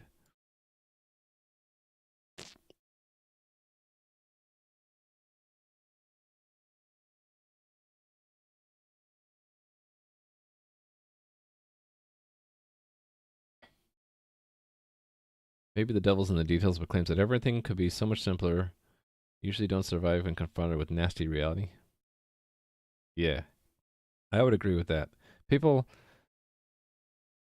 I think, sometimes simplify in their minds what problems entail.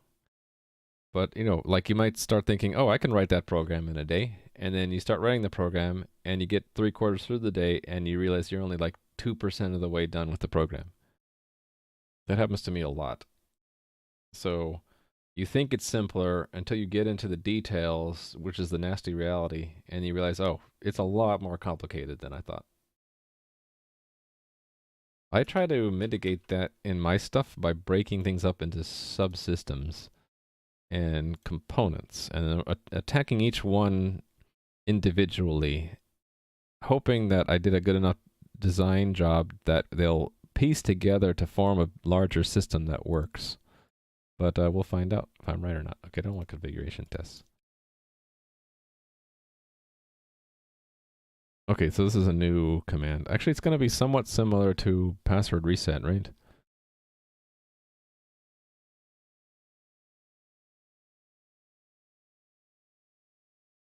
Yeah, it'll be somewhat similar to password reset. So let me take the password reset cases and duplicate them. It's this set new password thing.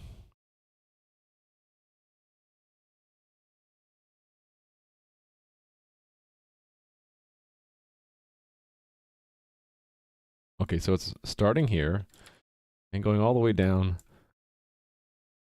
to about, not the crate player.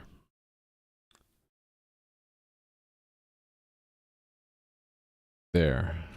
All of these are now new. So this is change password. Actually, can we reuse the same command? I think we can. The command only has a username and password or hash and salt, right? I think we'll reuse the same command. Only the it's not going to use a token. Set password dependent on change password using good password. So the idea will be we don't have a token, but we have to have a password in there. Is Handmade Hero a huge mess? Oh, you agree with him that everything is a huge mess? I don't think everything is a huge mess. I think some things are pretty elegant. Like even though FFmpeg is sort of a mess to look at, its design is pretty nice and it works well in a lot of applications now. So I don't know. I would hope that people refactor and improve over time and we just keep up with the technology. Maybe I'm an optimist. Actually, I know I'm an optimist. Okay, we need this part.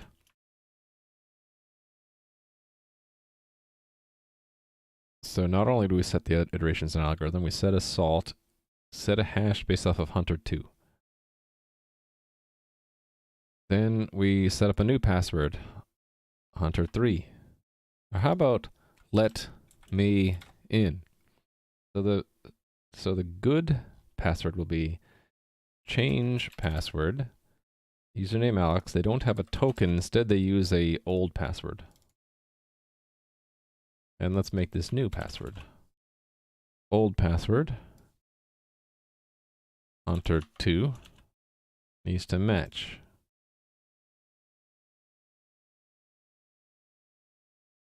We will expect set password is set. The new password ends up in the entry, right? Okay. Login success. Okay, it's not that a login is successful. It'll be change password success. Yeah, when set password committed. Here I might need to change how we handle set password commit though.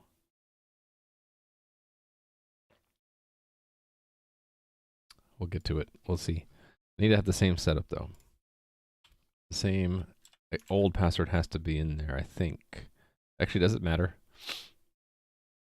It might not matter. Oh no, it needs to be appended. So we need to recreate the same situation. New password is let me in. They send the same message.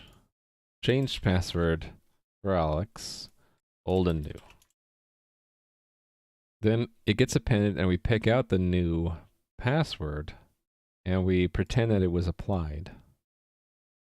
Okay, salt and hash are going to be re-declared. So let's say old salt. That, and that. Old salt. And this is old hash.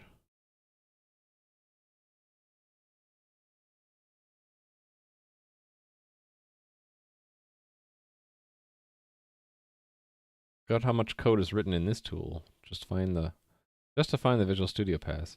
Oh yeah, Microsoft really screwed up for a long time in how they register installations of Visual Studio. I don't know what they were thinking, but they changed every single version of Visual Studio. They would change what registry keys they would use, or what scheme, where they would put the files on disk, how you discover where that was installed. It was just a mess. I think they're getting better at it now, though, right? I don't know. I hope that they're getting better at it. The same thing with .NET.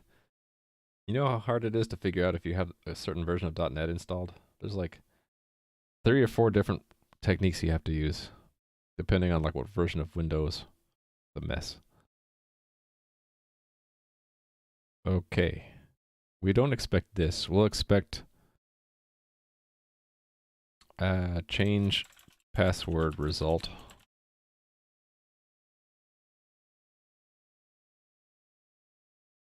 I'll have to add tests later to capture, like if they try to change the password to something that we don't allow, it would be a changed password result. Like we'd have to have some kind of string to tell them. Success. Let's just keep it simple for now. Success is true. True. True is capitalized in Python, so I've been typing that lately. Okay. Change password. Using bad. Okay, this doesn't happen. Oh no, but using bad old password.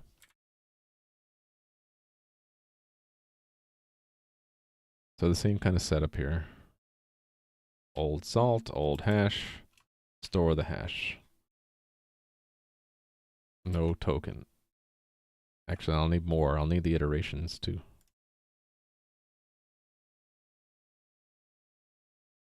Okay. Then they connect, then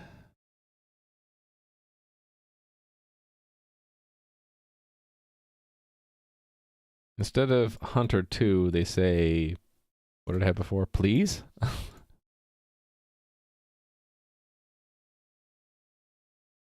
It doesn't matter what we put here, right? Let me in. We will expect to have a changed password result of a success false. Actually, let's add something here. Error.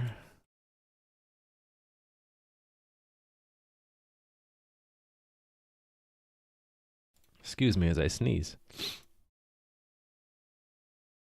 Bad password? It's not going to be the actual text that's shown in the user interface. It's just a keyword that we use to select, especially if we need to internationalize it, right? It'll be used to select the right thing to say. Okay, set new password. So this is change password, forwarded to leader.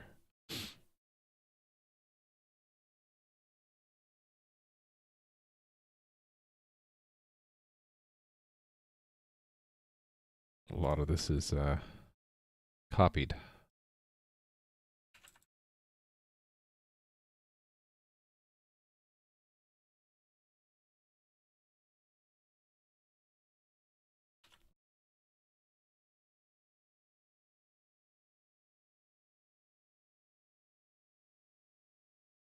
You know, I really shouldn't be picking Hunter 2 and let me in, because when I do enforce good passwords, it's going to break these tests. I can do a search replace, though, when that happens, really. Okay, so I just expect it to be forwarded as is. And it's only when the old password matches. New password doesn't match, it won't get forwarded. Okay, so set, this is change password. Forwarded from leader.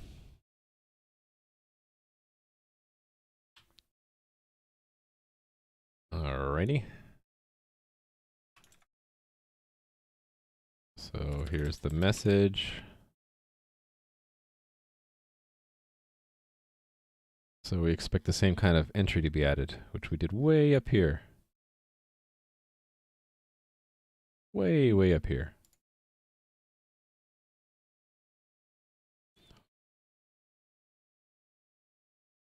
Right like that. Oh, wait a minute. Hold on. I messed something up.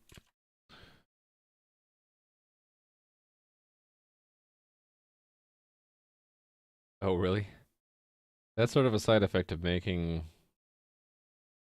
formerly proprietary code open source, right? You're shining a light on your dirty laundry.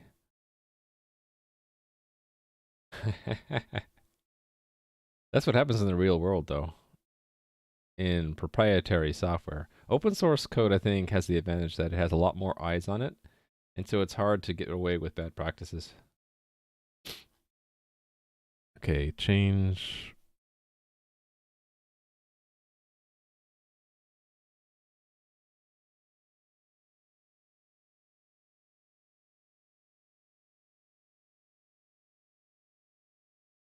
Actually, that is what we expect, isn't it? A set password.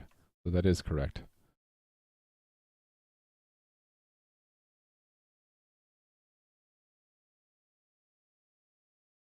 I just expect this to be let me in now. Did I fix that in the other place? I think I just used a variable called new password, didn't I? Let's do the same thing.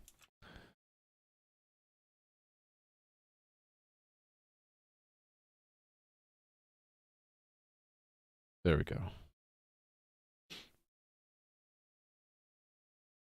We have to get the salt. This is using old salt and old hash, right? Yes. Okay. This I don't need. That's a special case. And this I also don't need. I don't need those. Okay, so those are the new tests. I heard about that DeepMind demonstration of StarCraft. It they wiped the floor with the StarCraft experts, right? They announced that like a couple of years ago, I think at BlizzCon, not the last one, but the previous, that their Blizzard was partnering with, can't remember who, but to use StarCraft as a platform for training machine learning. So you knew it was coming.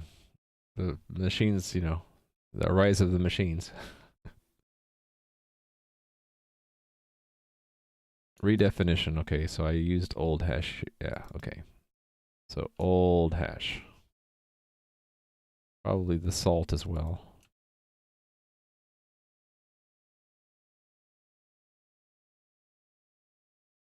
Writing code is a lot more difficult. Hey there, I am not Hank. Are you sure you're not Hank? How are you doing? You might, you know, you might be Hank. You might be. All right. I don't know if... Okay, I shouldn't say that. Probably machines will write code, but I don't think it will be very anytime soon. Okay, I have a vector out of range problem. Let's ignore it for now.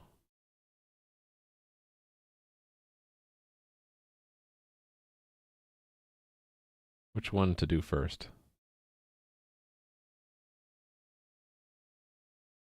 Actually, let's tackle some of these that might have failed. That have crashed. I wanna handle the crash first. This one is the one that crashed, right? Yes. So let's debug that.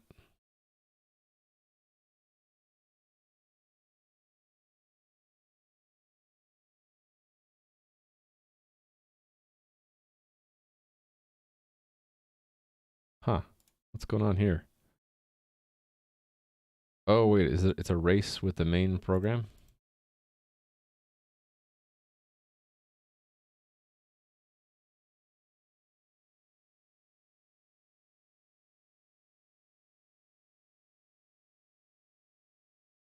Oh, you know what? I just occurred to me I never actually logged in, so the changed password shouldn't even work. And we should also test that changed password doesn't work if we're not logged in. But why is this crashing?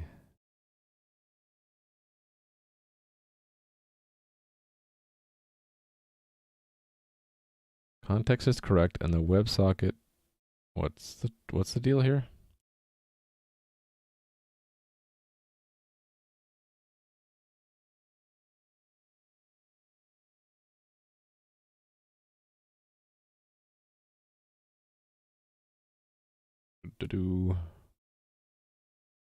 What did it say? It was, oh, hold on. Let me stop that and run it again because it was a pop-up that showed something. Oh no, hold on. It's just a breakpoint. Here's the pop-up. Vector out of range here. Oh, we're assuming, okay, yeah, this should crash. It's assuming that a previous test succeeded. So that's expected. Never mind. Okay, so I do need to change these tests though, because we have to send a correct login first. We have to send one of these. Alex has to log in first before we can change the password. So we will just have him log in like that. In all the places. In all the setups here. Actually, that has to happen before this. And we can remove that. So he logs in and then tries to change his password. So log in, then try to change password but have the old password.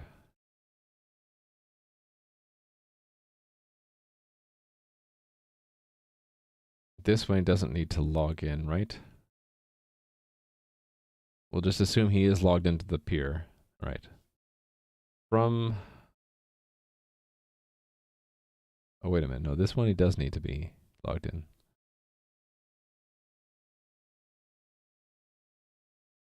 Why does it say peer?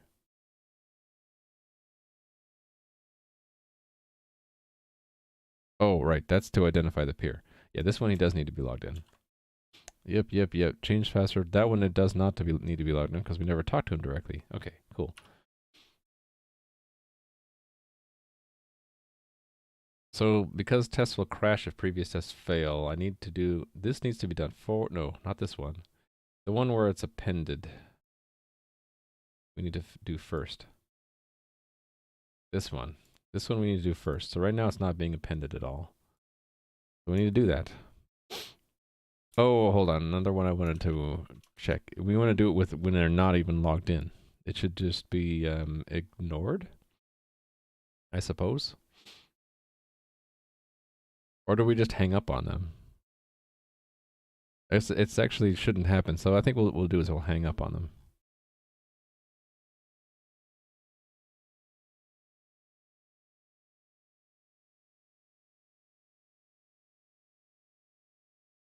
Okay, this one. We'll take this test and we'll make a copy of it. And we'll say hang up on change password from non-player. All right. So Alex, Alex doesn't even need to exist. We don't need this at all. So It doesn't even need to be leader. They'll just, it's not even a player, right? It's some client who doesn't log in, tries to change a password, right? And it doesn't matter what we put here. What we expect is nothing appended. So it, actually, it's not even a leader, so we'll expect, just expect true that the journal is empty. Actually, we should make it leader. That's a stronger test. This one. So now it might, as leader, it might append an entry. So we'll check that it doesn't. Expect true. Actually, it will have 1 in there. We'll expect 1. We don't need to check it though. And we'll expect that the connection is closed. So that's expect true. Coordinator get client connections empty.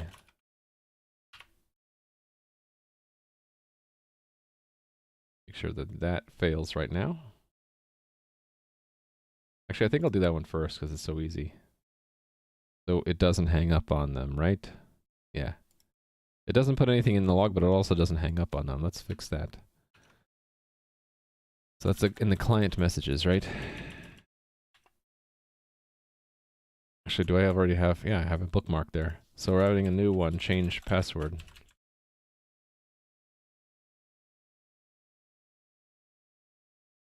Let's move it just cuz. We'll move it near the set password.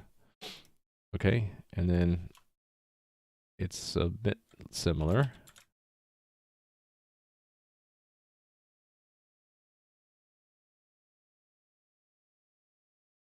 So there is no token. They'll say who they are. If they're not registered, actually it's really easy what we can do. We could say if that client is not that username, right? Actually, they don't even need to say who they are.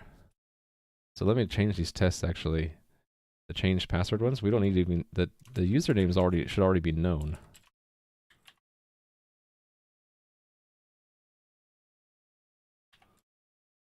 They don't even need to say what it is.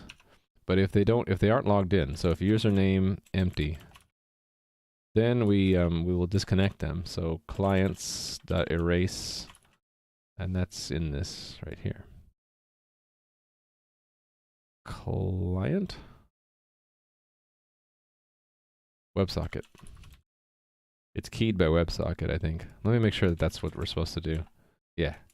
So we hang up on them in other ways as well. Actually, wait a minute. Why is it doing that? Shouldn't there be an early return?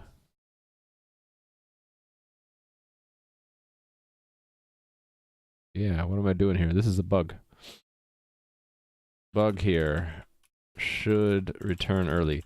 Whenever I catch myself with the bug, I make a to-do because I need to make a unit test that replicates that first before I fix it. Yeah, all these... Okay, that's okay because it's the last thing we do. Okay, here's the one we were doing.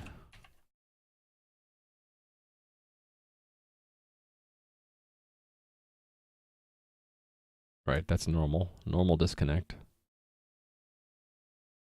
It's going to return anyway. So it was just in one place.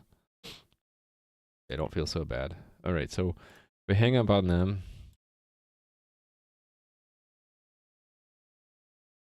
And let's comment all this stuff out for now. Just want to get one test running at a time. Oops.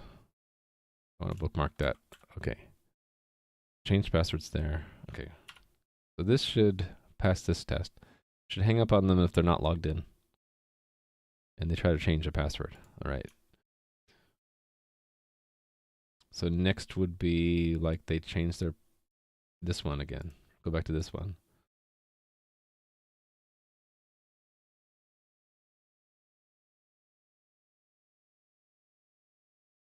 So it's appended if we are the leader, right? So let's do that correctly.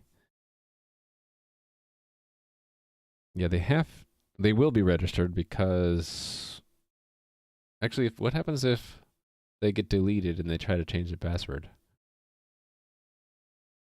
I think it becomes just bad password, right? If they're not registered, we're not looking at the token though. We're looking at the password. So if message old password is not equal to, we have to generate a password hash. Oh no, we have to hash that and compare it to what's in the entry. So it's compute hash for the password salt iterations algorithm. So the password is what they told us. The salt is in their entry. I'm gonna end up looking them up many times. So what if we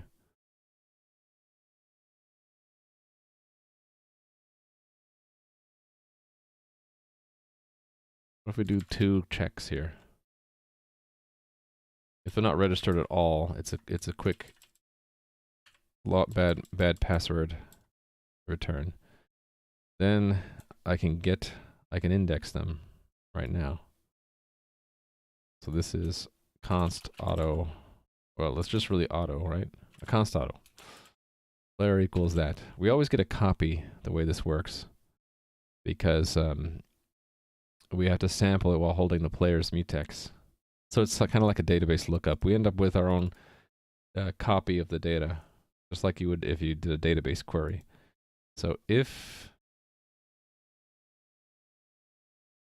we compute the hash, the player auth salt iterations, player auth iterations algorithm, player auth algorithm. If that is not equal to player auth.hash, then it's a bad password.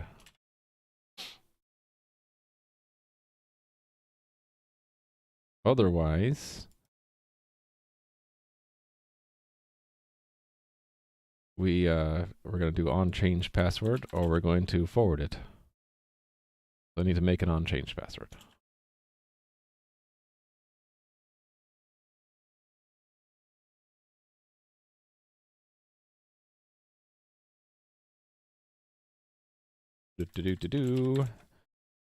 Yeah, all changes to state have to be routed through the leader. That's just why I have to do this.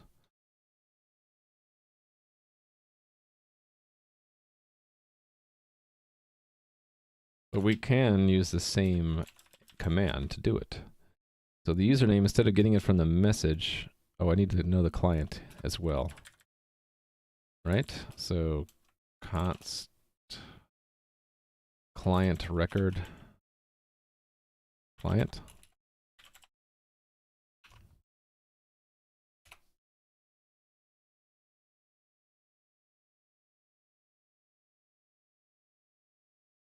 Why does it say realm server? This should say client.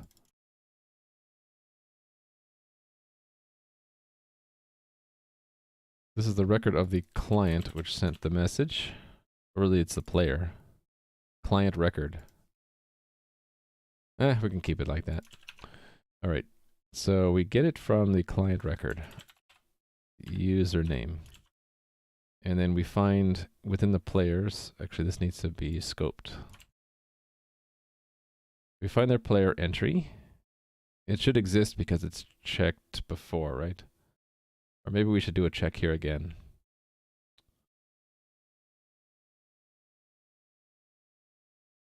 Let me think about this. Yeah, I think we should do a check again. If it's not registered, we'll just ignore it. If it gets this far. That'll happen if A follower thinks the player still exists, forwards this to the leader, and the leader says, "Well, the player has been deleted," so we'll just drop it. Okay. We make a set password. Username is username. Actually, we don't need this. We can just put that here. Generate a new salt. Hash their new password. And append it. Okay. And then the forwarding. So when it gets received, this thing that will soon be a table. We just need to do it. But it needs to know the client in this case. It is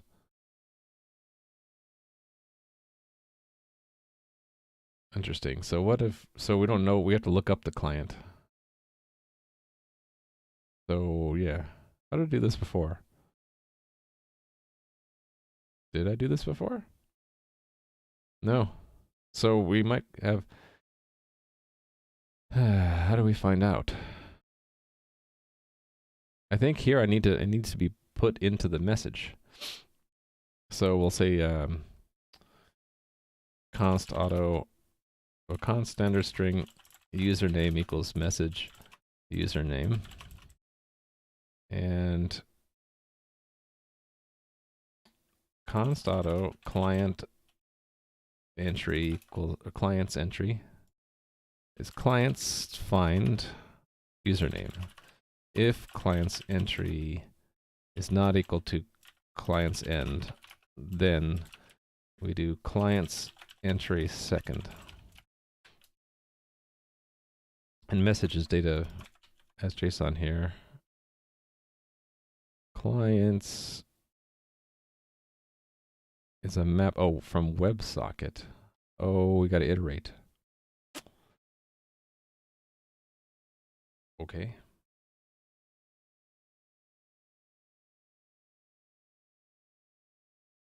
Actually, what am I doing? I don't need to do this. I don't need to do this at all. I just pass in the username.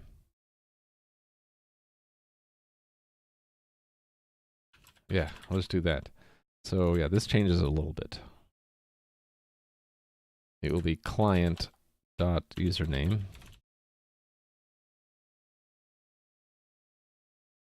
No, it's not. It's just username.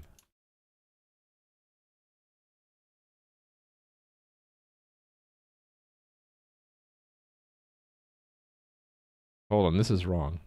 We should not do that. It's client.username.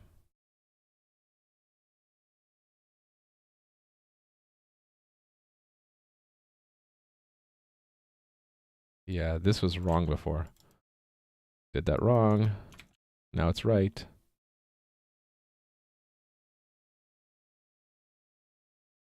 Okay. Change password takes a username instead.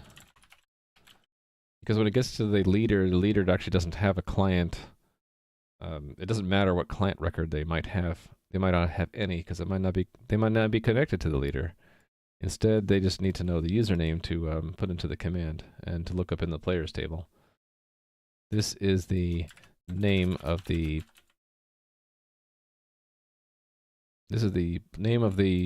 player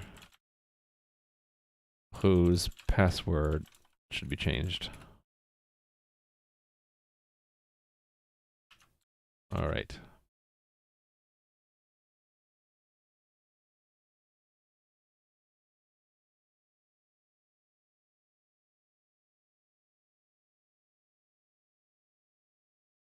There we go. So it is just username. Because we don't need the client for anything else. Okay, that looks much better. So we hang up on them if they are not logged in. If they are logged in, we use their username to we check if they're registered still. We get their player record to see if their old password matches. If so, we will either we'll append it to the log if we are the leader. Otherwise, we're going to try to send it to the leader. This has to be updated though, because we have to include the actual username there. So let's make a new message. We're going to tack on. So auto forwarded message is message, and then forwarded message username equals client.username. Send the forwarded message. And I need to make the test match that too. Forwarded from leader, it'll have a username in it.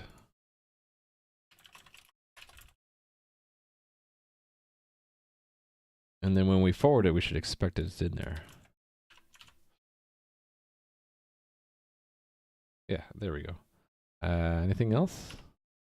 The compiler will tell me. Did I miss something? All right, let's try these tests now.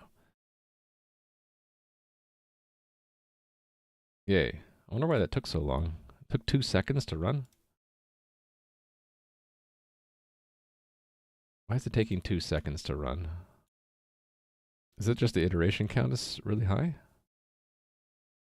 Set password appended.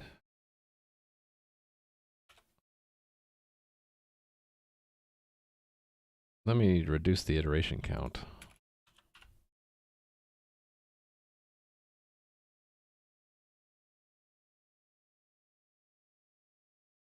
Huh. So I probably should. That's probably why a lot of my tests are slow. I have a ridiculously high iteration count. And they don't need to be 1,000 for unit tests. They don't even really need to be. Why am I even doing 10? I should just do 1. We're testing, and we're not even testing the hashing algorithm, so why make it more difficult than it needs to be? There we go.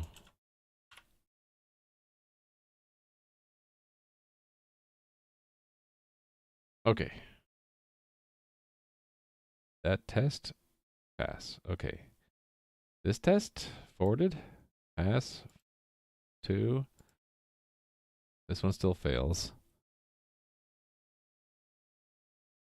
We're getting a logged in. Okay, I didn't update that code. That makes sense. Using bad password is...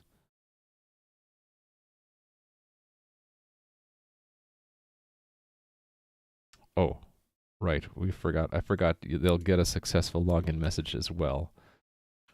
That makes sense why that failed. 5134. We do it. Oh, 5134. I do expect to get 2 messages, right? They will get an initial login status, and yes, of logged in.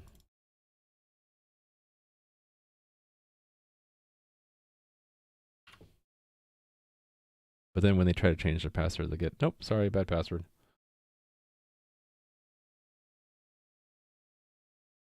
Oops. Something's not right here.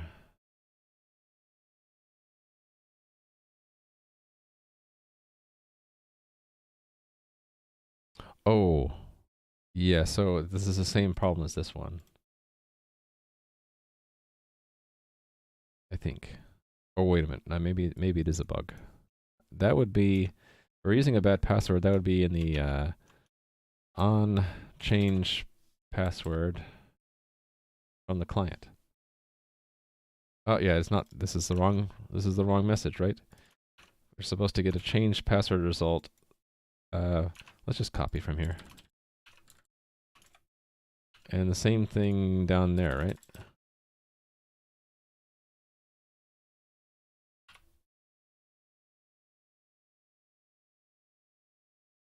That's probably fixed. And then this one, I just haven't done yet.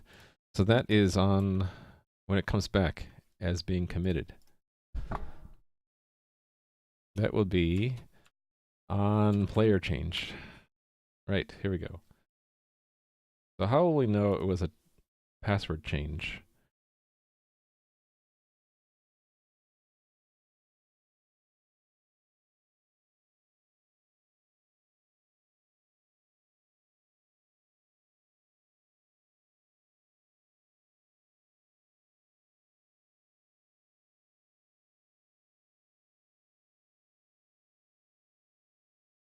how do we reason out that a player change is due to a password change? Actually, we don't, unless I have a flag of some kind. So let me build that in here. So we'll say, we'll have an else here. Client.second. Password being changed. Then we turn it off, first thing, and send them the results. So that is a success one, this one. Okay, let's add that flag, and I need to set it in the first place.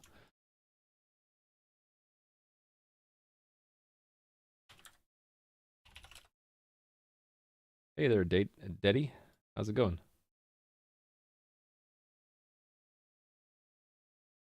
Okay, this flag indicates whether... By the way, if you want to know what I'm working on and you're just joining me, there's a... You can either look at my notebook there, or I have my Trello. Basically, it's working on player login stuff to a new game right now. I did log in, and now I'm doing password changes, and I'm going to do email changes, and then go back to the front end and do a profile screen. And then I'm going to, with the remaining time, I'm going to work on preventing, like using CAPTCHA, preventing the registration of accounts from being botted, and other stuff. So, started learning C# in school 1 year ago. Cool. Hopefully you enjoy C#. I'm not going to do a bunch of C# in my stream. It's mostly C++, React, Python, and JavaScript. Yeah, I started using Trello because I noticed other dev streamers on Twitch also use Trello. And I thought that's a nice thing for viewers to quickly look through to see. I mean, you can see what I'm doing, and the night before I'll have like, this will be what I plan to do for the next day. And then if you miss the stream at the end, or you want to see what I've done so far, you look there, and then anything I have yet to do is over here on the left. So yeah, I think it's a nice thing. This flag indicates whether or not the player is currently changing their password. Yeah, C++. There are a couple other C++ streamers. For example, Handmade Hero and Siege Games and Pocket Watch. There are a couple. There are 3 or 4. Most streamers, I think, are doing Unity if they're doing game dev. That seems to be the big majority. Or Game Maker. Game Maker and Unity. Okay, so we have this flag, and I need to set it when we get the request in on change password. Right here. So, right before we forward it, actually before we do any of this, right? At this point here, we're going to record the fact that it's being changed. There we go. Godot? I haven't seen very many streamers using Godot. I think it was just 1 or 2. Oh, don't worry. You get lost in whatever you're doing all the time. I get lost still. But that's why we have tools and manuals and Google searches and all that stuff. Stack Overflow. Yeah. All of my stuff, it's like Handmade Hero in that I am doing a lot of it from scratch because I get to understand deeply how things work. It's just something I like to do. So I do leverage some libraries that are really deep, like transport layer security and compression. Encryption and compression I'm kind of steering clear of. All right, so I'm going to run my tests and see if they work. Doesn't work. Oh, that's because we had this extra login thing. So the message we're looking for is there, it's just not the only message. So let's update the test for that. I forgot. Actually, the nearby test had the same thing, right? Yes. This extra message happens here. Yes. Okay. Buildy build, and then run. Yay. Success. We can change passwords now. So now I can probably flip over to the front end and implement it there. Password changes. Oh yeah, I was looking to lump it into the profile screen. Maybe we do that first. I think I'll just make the profile screen what you see when you're logged in, and we'll do that next. So that should work. Let's put some front end stuff in there to make it work. Yeah, I use test-driven development using Google Test, and I made a short video because I got a whole bunch of requests for like how do you set that up in the first place, so I made a little video about it. I'm not perfect though. For example, I don't do test-driven development on front-end stuff like I'm about to do now, because I really just don't know how to do it. Don't know how to do it in JavaScript. So here's the front end. It's in React, and here's what it looks like. It's not pretty yet, but let's say we're not logged in yet. We have this little login page, and I can type in my super secret password, which you can see over here, and log in, and it says, yes, we logged in successfully. And if we didn't put in the password, then it says bad password. I don't actually have I should print something in red here, like the password you entered is incorrect. So there's just things missing. I'm just trying to make it functional now. I just added something where if we are logged in, I should be able to change the password. So let me add that in. So that'll be, it also says we're registered, which is not correct anymore. It's that we're logged in. Let's change that first. That would be where? Login status? Or registered? Yes. Registered is not quite the right term, is it? Let's change that to logged in.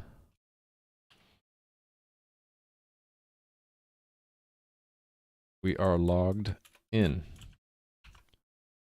Cool thing about React and front end stuff is that I don't have to build anything. It's sort of all the tools handle it for me.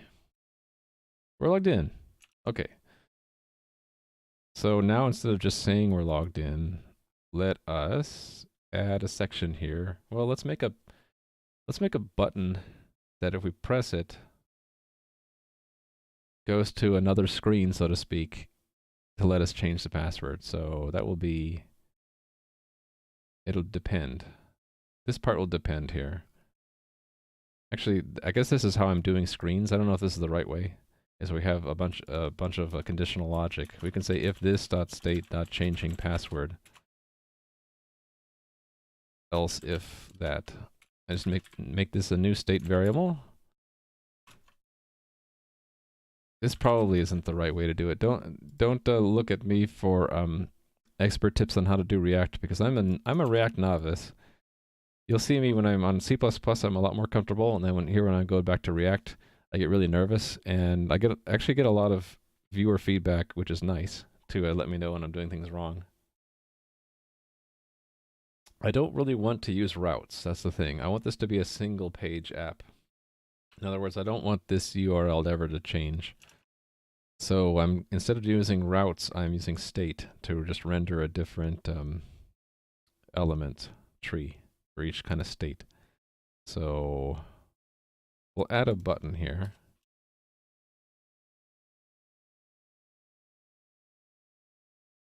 OnClick equals this dot on change password. Change password. I forgot to terminate the button, didn't I? There we go. And I got really confused. Okay, better now? It still doesn't like that. Oh, one parent element. Okay, fine. How about that? Actually, and while we're at it, let's put that into its own separate div. Okay, then we'll make on change password.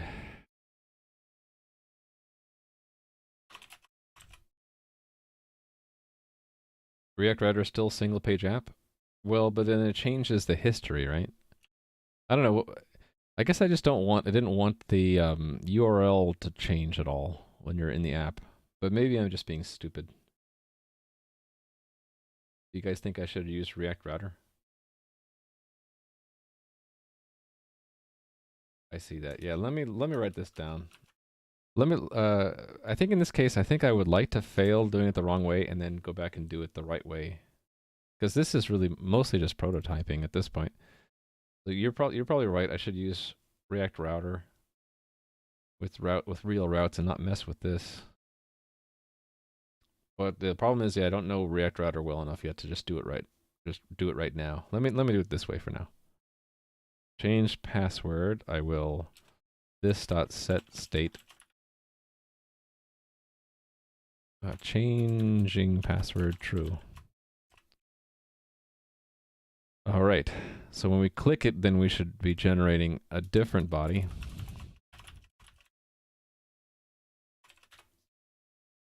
And so we're going to have the same kind of a table here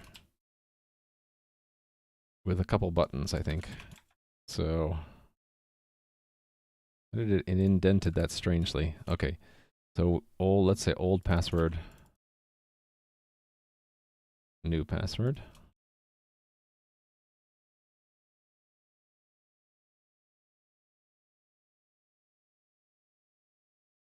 So in this is on change old password. On change new password. And I know this should probably also go into its own component. I'm just being lazy. Is that what you guys are typing? Oh, no, you're just saying that I'm wrong. Yeah, I know I'm wrong. Okay, so this is both of them are passwords. And I want on submit password change. So submit, and then let's say on cancel password change. This is totally a hack. I know it's a hack. And then I need this one. And then I need to have my state, and to make it a controlled component, I need these change handlers.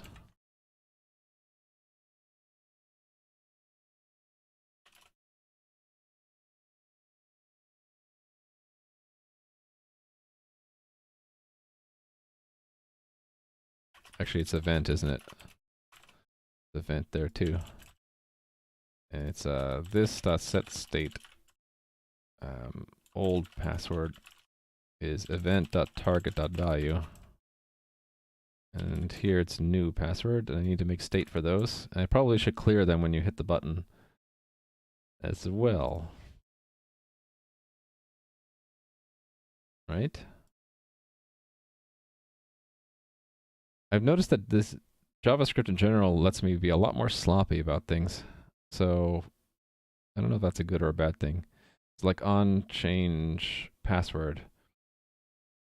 I can just, sloppily add this in. That, hey, by the way, I want to start off with the old password being cleared. The new password being cleared as well. Extra convenient. Yes, that's probably what I'll do. That's what I was doing before I started on this app, is in my admin console, I had started making components out of what I previously had as sections. So, do I still have that admin console up? I do. So like if you click this add to add a new server, this whole form here is a separate component called add server form. I'll when I switch from prototype mode to wanting to make this nice and clean, I'll clean it up by breaking this into subcomponents. Let's see. So on cancel, that's easy. It's just set state changing password false. Right? And on submit, let's not do it yet. Let's just say console.log would have changed password from this.state.old password to this.state.new password. And I guess we should quote them.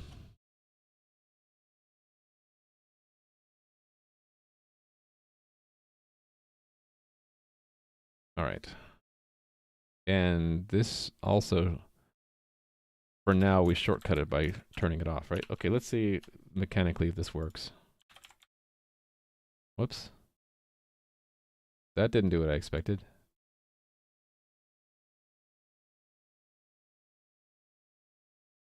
Whoa. When I start typing there, it went into the other field. Right. So when I started typing in my password, that's on change. Oh, I have two things called on change password. Let's call this one on, well,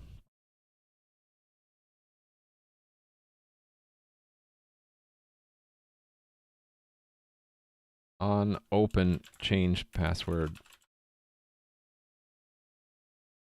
dialog.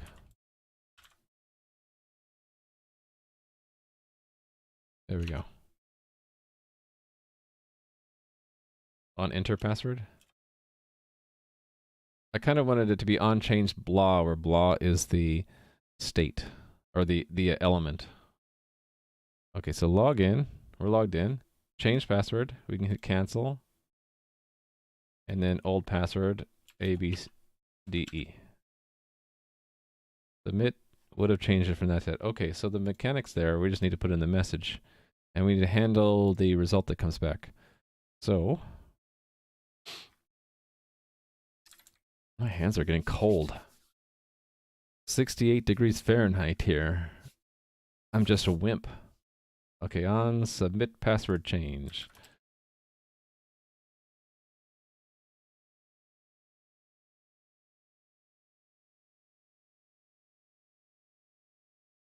Okay, I do want the I do want that page, that form to disappear. What do I want to show in the interim? Actually, maybe I want it to stay there, but oh yeah, well, I'll forget it. Forget it. So we'll just send the message. Socket. How was this done correctly? Like this. Actually, we do want a console log message, don't we? But something that doesn't have the passwords in it. Changing password. So type is change password. Old password. New password.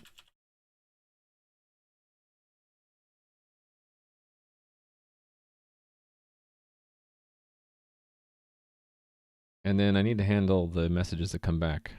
So that I did have a little bit nicer here. I have a little table. So that is change password result or something, right? I've already forgotten what it is. Change password result.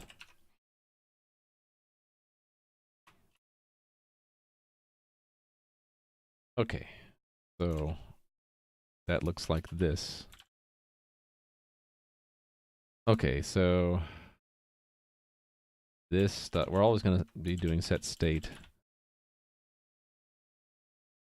And we're always going to be turning off the password change dialog, right? Yeah, changing password false.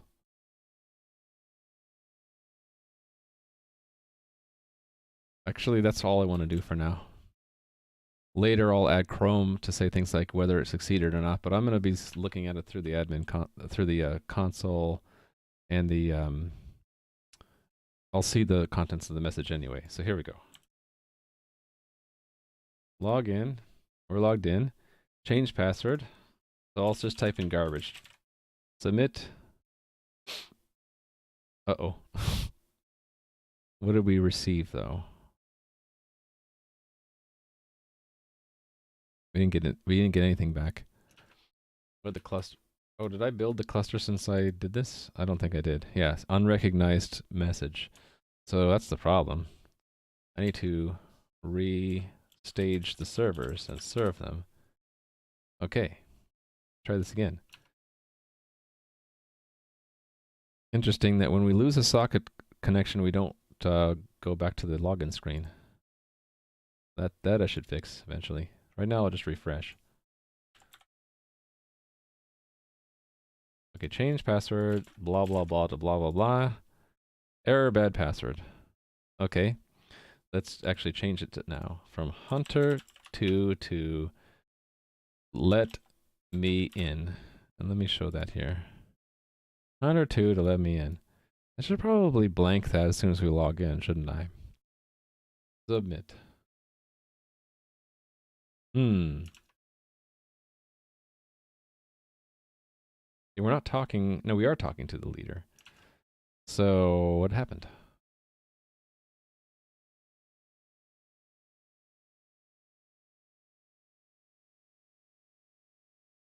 Well, it made it in there. Set password's in there. We just didn't get a reply. Well, then maybe it didn't get replicated. Oh, wait, hold on. Yeah, it didn't get replicated. Look at that. I know what I did wrong. This will be the third time I've forgotten to do this. See how the entry lost the command here? It's in term 3, but it should have a command attached to it when it gets replicated. It's not. See that? So, that is because in the main program for the Realm server, I need to actually register the command for serialization. And I keep forgetting to do that. Where is that silly table? I should put it in its own file is what I should do.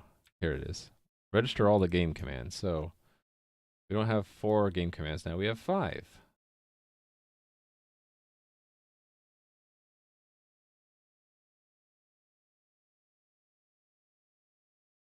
We have 6.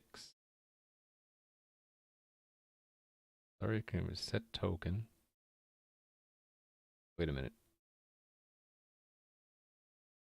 Yeah, I forgot that one as well. I forgot 2 of them. There's change, there's create, there's finish, there's start. We don't have set password or its token. Set password. Set password reset token. Oh, and I simplified this yesterday and I didn't update that. Hey there, Bixplates. How are you doing? Wave.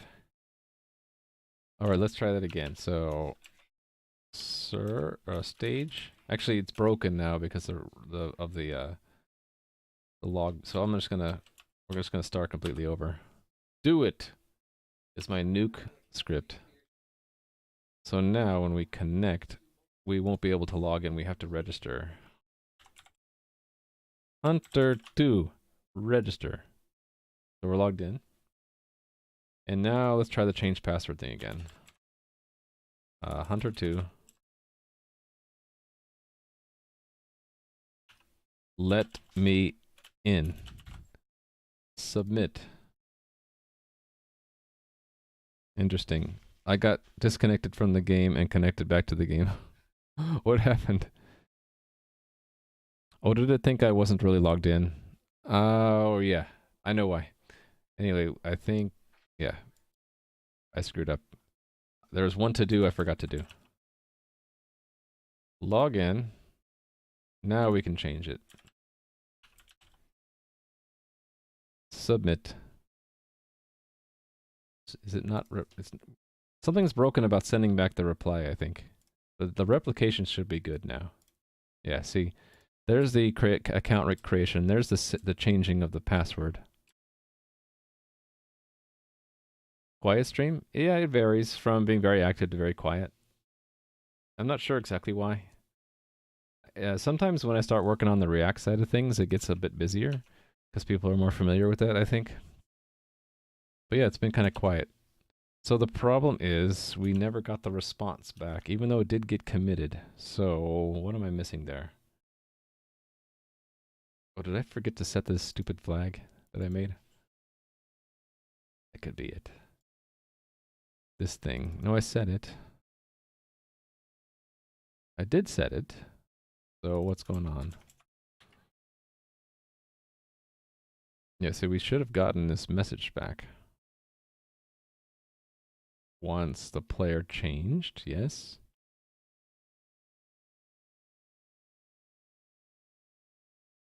I wonder if the executor isn't executing that command. Did I forget that completely? Let's look. So it's in, basically it's in the log. We can see that here. But in order to actually get back to the coordinator, it has to be executed. That's the job of the executor. Look. So the executor has a table of commands that it knows how to execute. Ah, it's missing. That's the problem. All the pieces have to be there in order for it to actually work. Okay, so it's a simple thing. We have to set up a test that we set password and we make sure it works. So the set password command, and it is it's just a username and password, right? Okay, yeah, this needs to be simplified to get all the commands now. Oh, it's a hash and a salt. Okay, well, hash. It doesn't really matter what I put here, does it?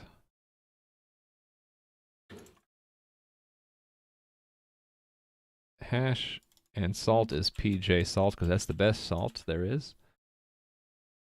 We should expect that Alice gets that for their auth hash now.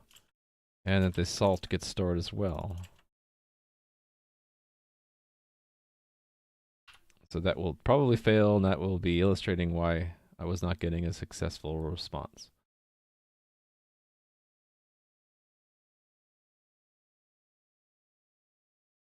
Here it is, set password not implemented. Okay, implementing it now.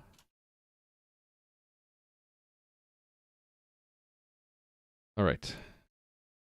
As you might expect, I need to actually add it to the table and then add a handler to execute it. And the execution is extremely simple. The executor in general is very simple. The simpleton. So in response to getting this command, it just sets the password. Again, I need to simplify this. It will set it to the hash and salt. There we go. So the test should pass now. So that means that when I restage this, the password should be applied by replaying of the log, so that when I actually log in now, it should be using let me in instead of the old password. Let me in. Yay, we're in. Let's change it back to 102. Yay. We're not handling this, so change password result. Oh, I decided not to do anything there, right? And change password result? No, it should have set that. Did I misspell it? Oh no, it did go back. I just wasn't looking. It goes back to this screen that we're logged in. Okay, cool. So we can change our password. The UI is ugly, but it is functional. And I totally forgot to put that in the doing, didn't I? It's done. This is the profile screen. All right, for now. Okay. Let me take a quick break for use the restroom, and I'll come back and we'll do email address change. It's sort of the same as password change. And then I will look into doing CAPTCHA. So this might be interesting.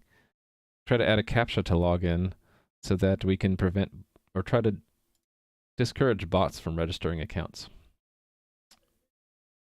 Actually, yeah, it was going to be not for login, but for new account registration, because I didn't want to annoy everyone. I really just wanted to annoy the bots that might register accounts. I wonder if I should do the same for login, though. I have to think about that, but I'll be right back. I'm just going to turn the camera off. Actually, what should I do? I'm just going to go to my traditional BRB screen. I want to change this in maybe for the next stream, where it should stay up on my Trello page and it should just say here something like, quick break, I'll be right back. In the meantime, look at what I'm doing today. But I don't have that yet. So for now, you're going to see just a splash screen. I will be right back.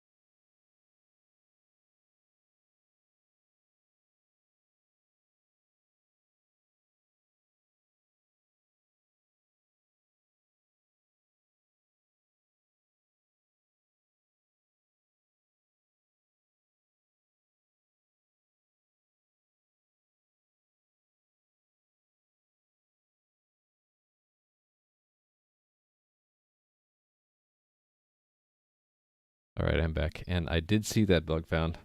I saw that last year, I think. And it's really funny.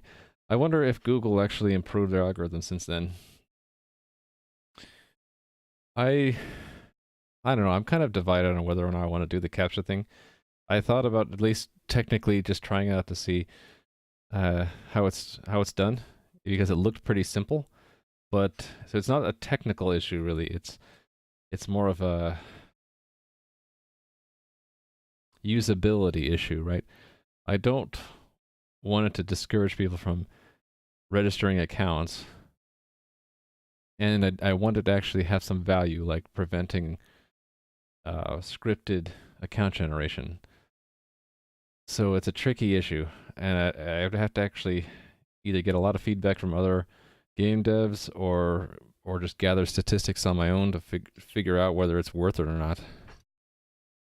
I figured at least I'll just get it technically working right now, and if I decide to take it out later, it's pretty easy. I just delete the code, right? So for now, I was going to just add it in to see how it's done.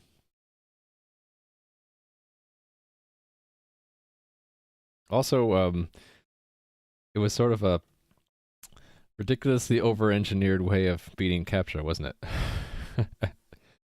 Email address changes. Oh, actually, before I do that, let me check in the changes I just working on. You haven't seen it on login? I've seen it on login on one accountant website. Every time you log in, you have to do a CAPTCHA. I don't know why. But yeah, I was just going to do it for registration to start with. Yeah, and I'm trying to use the newer one where you don't have to do the select all the pictures nonsense. Possibly even I didn't know this, but there's an invisible CAPTCHA you can put in. I guess it's not as good because it doesn't require you to actually click something, but it still gathers information about mouse movements and stuff and such, and among other things. But being invisible, it's attractive in that it won't annoy users. So you could put that even on the login page, and it might have some value. Oh, I have a bug there. Look at that. I'll probably fix that bug. Should have a card for go back and fix everything that has to do on it. Okay, this one I'm going to put in separately. That was the executor needs to execute the set password command. Right. Executor, execute set password commands. All right. And this one is separate as well. This is the integration layer. Register set password and set password reset. Actually, that's too long.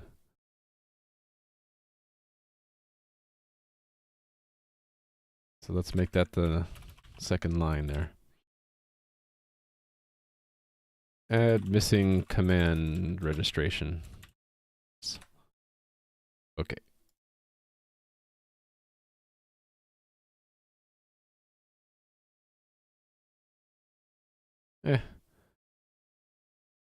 If I was really pedantic, I would check these in separately, but I don't know. Do I feel like it? Not that much of a burden. Let's just do it. The idea of that check in there is reduce. This is a Realm server coordinator tests. Reduce testing time. Remove unnecessary hash iterations. Dot. There we go. Okay, and all this was the... I need to fix that. Let's fix that at the same time. The problem is Create React App made it Unix style line feeds, I think. Although I don't see it there. It's a CRLF. What were that? Not the admin console. It is in the player. Yeah, see how it says LF? I'll change it to CRLF. Like that. And then now Git won't throw a fit that I've changed things. Yeah, all of these files, we might as well make them CRLF on the client side. They get checked into Git as LFs, so not to worry. We're not messing anything up. Really don't need that logo anymore, do I? Same with package stuff, or just leave these alone? Let's do it there too. They all gonna change.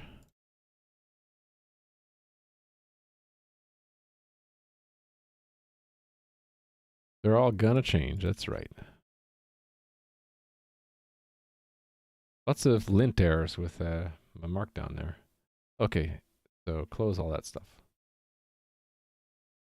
Make sure I didn't break the app. It still works. Check it in. I do have an editor config, but the problem is create React app violated the editor config. Oh, I thought I did have an editor config. Oh, that was in my other project. Yeah, let me fix that. I have an editor config, I just forgot to bring it over. It's when I transitioned from just doing web server to doing this game. I had an editor config, I just didn't copy it over. Oh no, I do have an editor config, it's just not visible. Why is it not visible? Shouldn't it show up here? Oh, here it is. Yeah, so there is an editor config. Create React app doesn't care. I should file a bug with the Create React app guy saying, you ignored my editor config.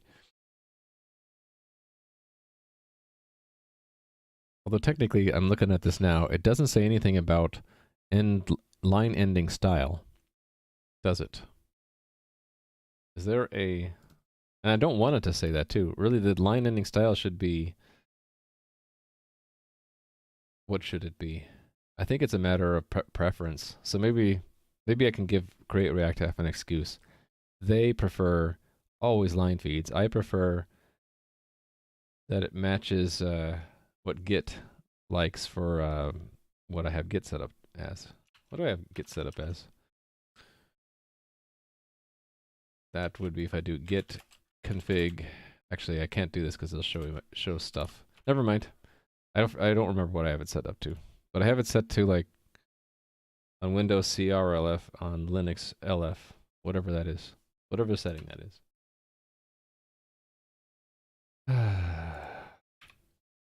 This will pick up. This is having no real differences, so it's gonna get confused until I do this. And then I say, oh, interesting. It also changed all the spaces.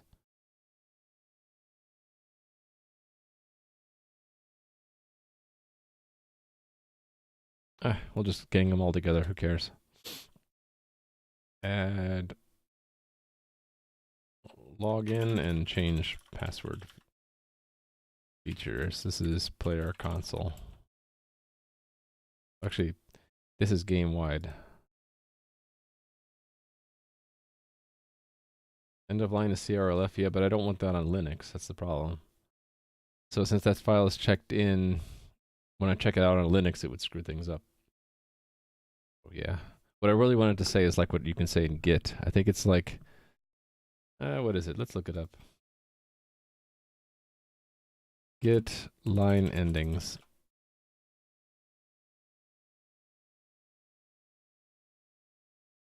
core.auto_crlf true. So if editor config had something like that, auto_crlf, that's what I use. Because you can... Hold on, wait a second. Maybe that's not exactly what I... Because you don't want to use that on Linux, right?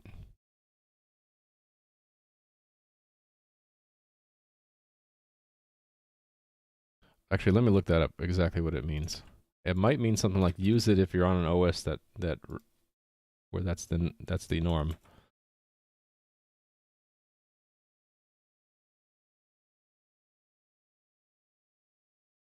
It doesn't say it, but you would hope that it only does it on Windows.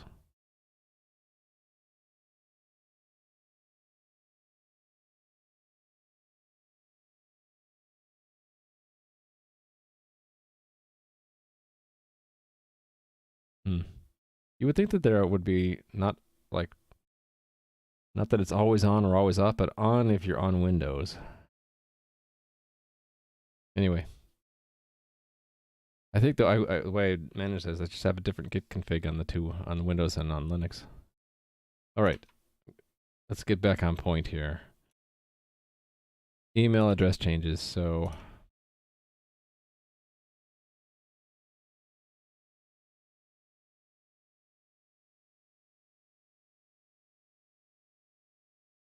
this one.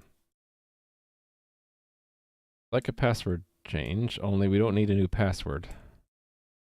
And this will, I think we'll just gang together all profile related changes that are not related to changing the password.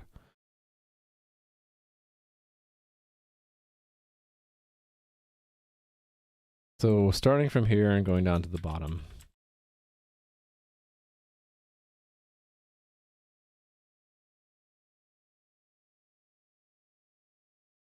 All right, so change profile, I guess. Appended on change profile.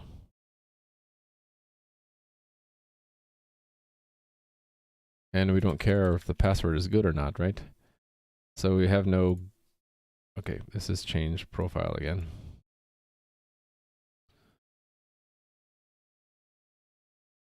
We have no bad password case though, so this one doesn't exist. This one, profile, forwarded to leader and forwarded from leader. And hang up on change profile from non-player, sure. Okay, so let's fill in, let's change the details. I don't need to worry about password at all. So all this password junk can go.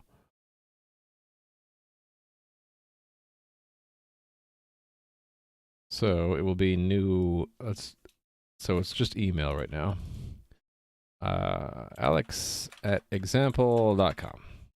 Let's set up his initial email. Actually, his initial email will be empty string, right? So type, he has to log in first. Oh, wait a minute. To log in successfully, he's got, okay. I have to have the key stuff there for login. So, oh well. We'll just, yeah. We need it. Unless I make a helper.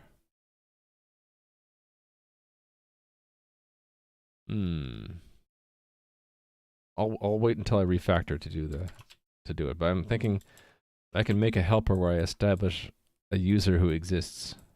Because a lot of these tests are going to depend on a user that exists. Right? Having a password, because then we log them in. Yeah, I think when I refactor, I'll go back and through this. I have to refactor soon, though. Let me put that on the table here. Let's make that a bug. Oh, look, I actually had that as a bug. I forgot that I had it as a bug. So, let's see.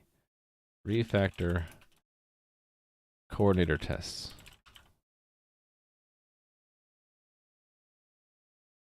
I had a special label for this, too. Testing, refactoring, and then... Yeah, that's it. So, checklist. So, add a user in the fixture.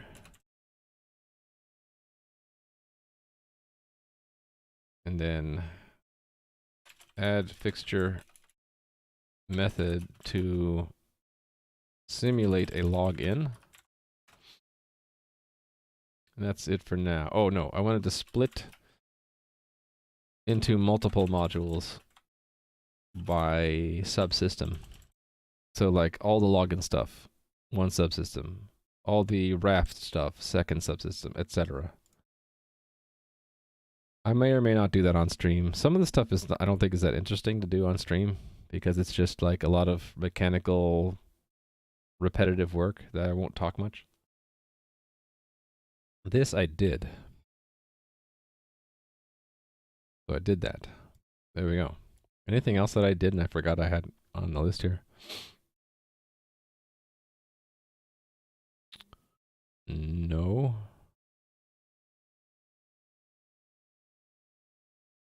I do need to do all this stuff.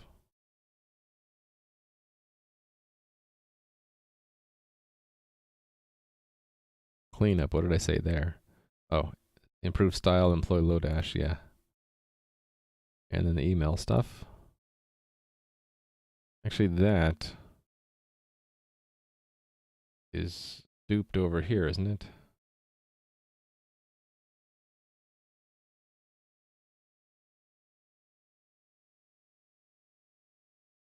Research best way to send email servers, yeah. So this is duped. Let me delete that. Oh, hold on, no. Figure out which, this is to figure out what I want to do, and here's to actually do it, so it's different. Never mind. All right. So they log in. This doesn't need to say old, actually. Just say hash. Salt can be, old salt can be salt. Just copied 750 million records in 10 minutes. Yeah, well, databases are really good at batching things. So it might, like, for every single iteration, might do 1 million records, right? So it only takes 750 iterations. That's a lot of records, though. Okay, so we're not changing our password. We are changing our profile. I think the way I want to do this is make it open-ended. So whatever other keys we have will allow us to set different things. So we'll just do set our new email.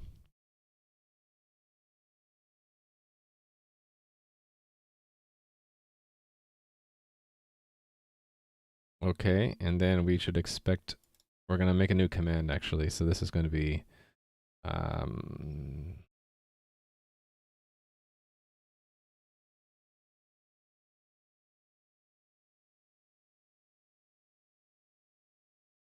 do I want to do this?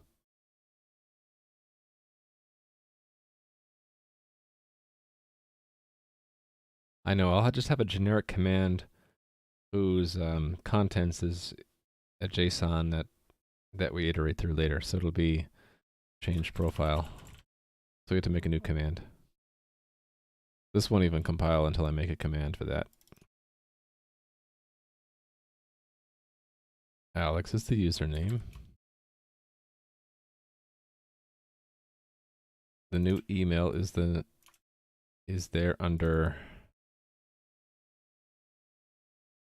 changes email. That's how I want to do it. So changes can be open-ended. We can change many things or as few things as we want. Yeah, that makes sense to me. So we don't need this hash business. Okay. So I'm gonna take this and copy it around. This is that we get a change profile success. Actually, do we care that it succeeded or not? It won't fail.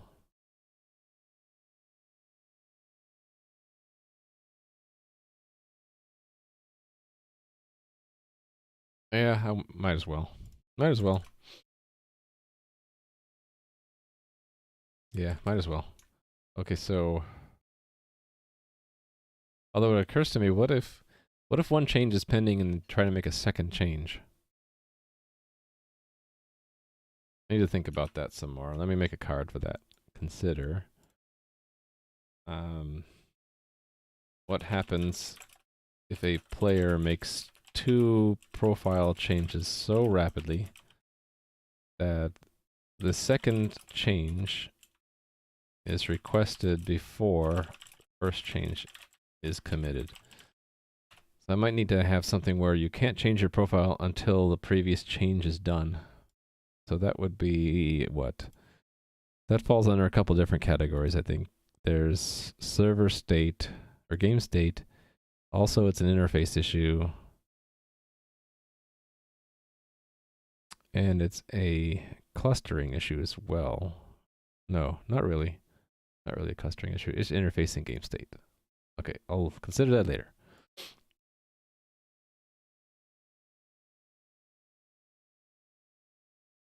Okay, so this setup here. is the same.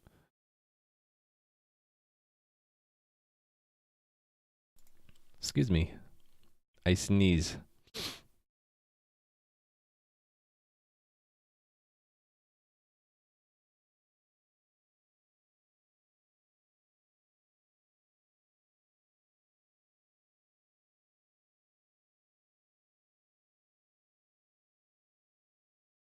How am I doing? I'm doing pretty good. How are you doing, Vertex Byte? I like that name. I like Vertex Byte. That's a cool name. Salt. Ash. I'm working on a game which just starting to get off the ground. So I'm doing the part of the game where you have to log in and resetting passwords, changing your email address, that kind of thing. So it's not pretty yet. It's actually pretty ugly. But a lot of it's back-end work, which I'm doing right here. So I'm using test-driven development, using Google Test. I have a little intro video there if you want to see how that's set up in the first place. And these tests are kind of ugly because I haven't refactored. A lot of the stuff is common setup that I should stash away as a helper function, and just don't want to do it right now. But right now I'm doing the part where you want to change something in your profile, like changing your email address. You have to log in and then send a message where you change your email address, and you should expect that it comes back with the change profile result. Success. It won't ever fail, will it? So why don't we just say profile changed? Right? You know what? I'll also need some kind of way to get your current profile. Actually, you know what? I can collect those two together. Why don't I do that? So when you change your profile, you'll just be given your profile. And the profile should be what? Can we just make the whole thing a JSON? Then I can make it completely open-ended. You've just been doing some C++ coding? Awesome. What do I want to do here? I don't know yet, so I'll just keep it like this. Email, new email.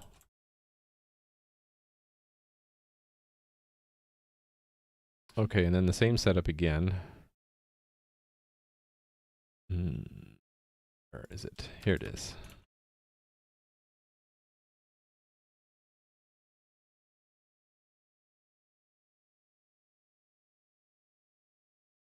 Change profile, new email.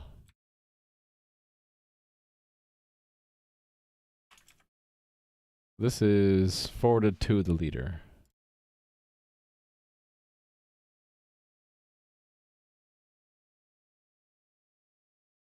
So we expect it's a changed profile, the username is added, and then otherwise this is left the same, right? Okay. One more, I think.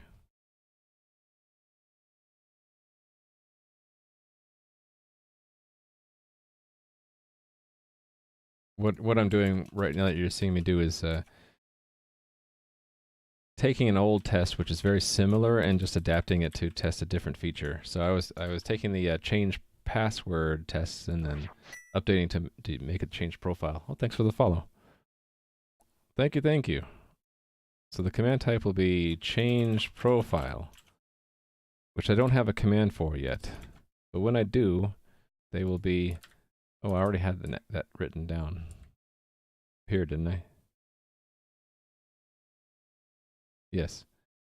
You will be able to have a changes with an open-ended number of different things in it. So that goes here. And then hang up if they try to change the profile when they're not logged in. So that would be... They send this, and they're not even logged in. They should be hung up on. Okay, so this won't compile because I don't have change profile command. Let's add that. Do it from the test backwards. Thanks for the follow. Getting a lot of follows lately. Thank you very much. Appreciate it. Hope that you enjoy. If you have any questions, let me know. I have a bunch of commands that can answer common things, like a link to describe what game I'm going to be making, and my Trello board if you want to see what I'm working on. So, oh, you're Farouk. Oh, I see. Yes, I see that. By the way, the chat client I use for Twitch is Yata. One of the features this has is I can click on someone's name and then click on username history, and I can see what their username used to be. This doesn't matter, does it? So I can just say alex@example.com. Command tests, that's where it's at. So it's going to be kind of like this. Kind of like set password, only it's going to be change profile. Change profile. Change profile. Username Pepe. We don't need a hash or a salt. We will have... We're going to have a JSON object. So const auto changes equals JSON object. And right now, I will put in the email. Email will be pogchamp@example.com. Because why not? We don't have a salt. So username, and then I think the way I wanted to do this is changes has that object in it. And then we expect out the username to be fed out, and then the changes to be equal to the changes here. And then encode is the other way around. So set that up like that, and then say changes as changes, and then we should get back out what this had in it to begin with. And then the get type is very simple. Just make sure we get a string. This is my version of runtime type information for the command pattern. The fact that I have a bunch of different classes that have the same interface. And that's so that I can fit them into my game state journal. All right, so change profile doesn't exist yet. We've got to make it. So we'll say that we're going to make it here. A lot of code for the same thing? Yeah, that was pointed out yesterday. Did you tell me that yesterday? Could be reduced to a single message with a JSON patch document. I want to research that. That sounds interesting. JSON patch document. I think I've read that before. You're referring to like when some JSON changes though, right? These tests aren't exactly that. It's more that when it gets serialized out, when it gets encoded, we get that JSON out from... This isn't JSON though, not completely. It's got a JSON object in it, but this one is not JSON. That's not exactly right. Oh, yeah. Well, the patch thing would probably make more sense when I'm testing the executor, like for changing the email but not changing something else in the profile. So yeah, I might look into JSON patch for that. Nope.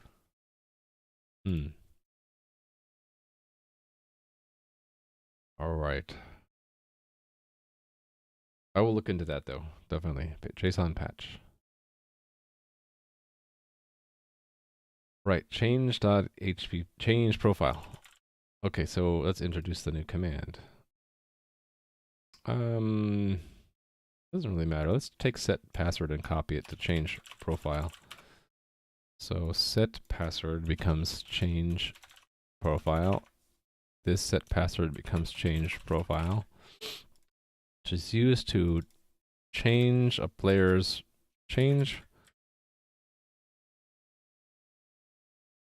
some information in a player's profile. Yeah, it probably will be useful, definitely. Thank you. This is a player's name, and then here's where we're going to put the changes. In fact, I bet you that JSON patch, it's in the form of a JSON object itself, right? So this changes I'm about to write here could be in that format. The cool thing with how I have this code all separated from each other, if I did choose to pick up JSON patch, it would really be limited to just the command itself and the executor and whoever creates the command, but that would be the only part of the code that would need to change. So this is a value changes. Do I have value, JSON value? Yep, I do. This holds the items to be changed in the player's profile. Okay, that's it for the header, I think, and then the CPP.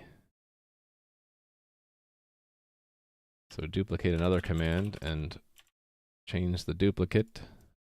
Search replace is a wonderful thing. It looks cool too when everything in your document's changing at once. So changes is just encoding changes. Changes is just changes.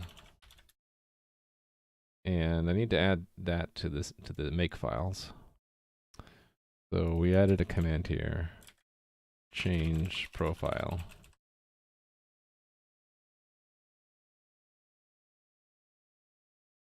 All right, and then build it. Yeah. I think it's a pretty good chance that I'll move to a database. So, well, it might be JSON in the commands, but when it's built, the state will probably be a database. But yeah, actually, even the commands might be serialized as binary. I don't know. I need to profile it at some point and find out where it is slow. It might be that JSON's fast enough for what I use it for. I mean, it's not like you're going to be changing your profile 20 times a second, right? So occasional things like login, change profile, probably don't need to be optimized, right? Coordinator tests. Oh, do I have too many salts?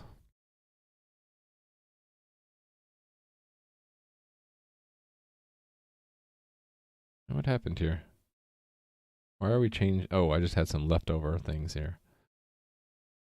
These don't need to be here. Actually, why is the set password in there? This should be change profile.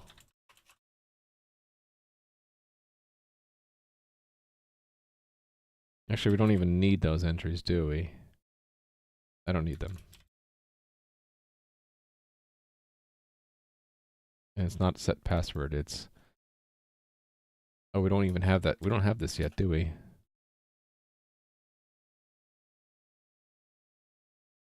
Change profile. And we'll just tunnel in the changes. We have the changes cordoned off somewhere? No, I don't, so I'm going to make it.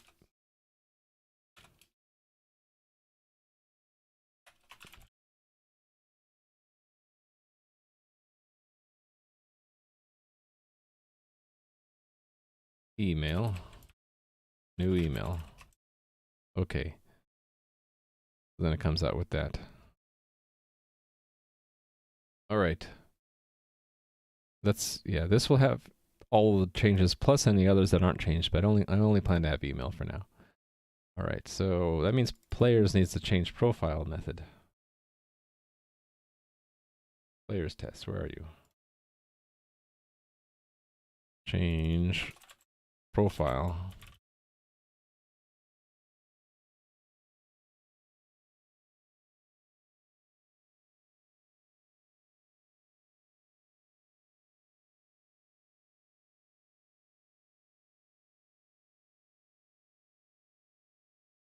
Why did I have a password reset token in this test?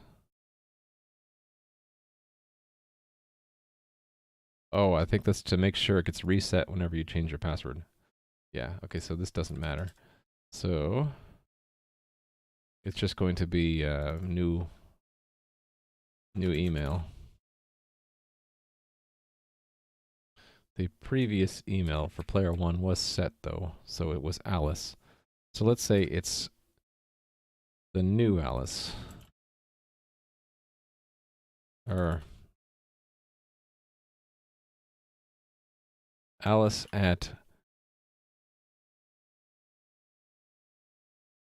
managers.example.com. She's been promoted. So change profile.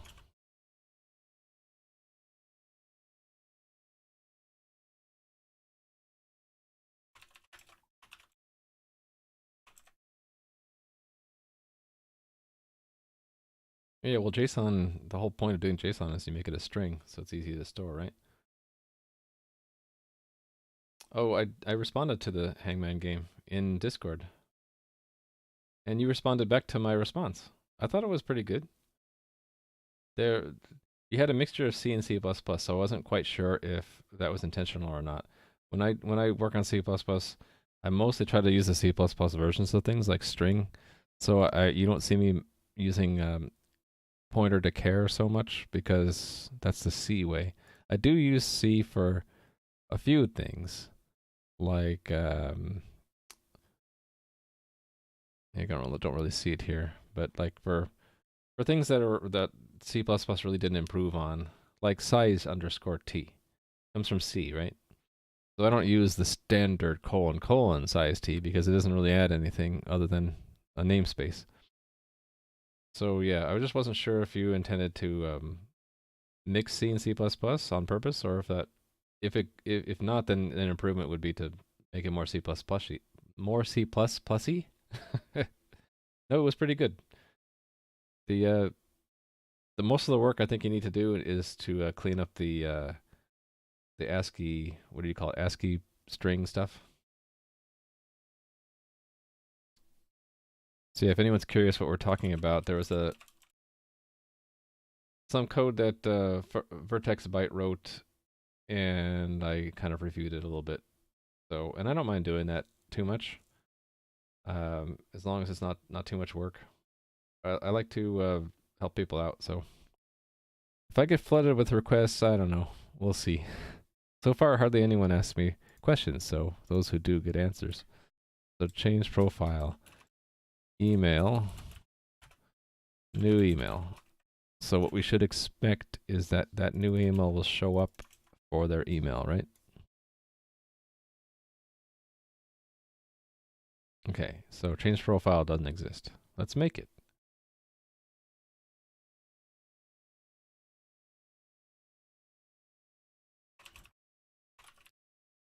So username and then their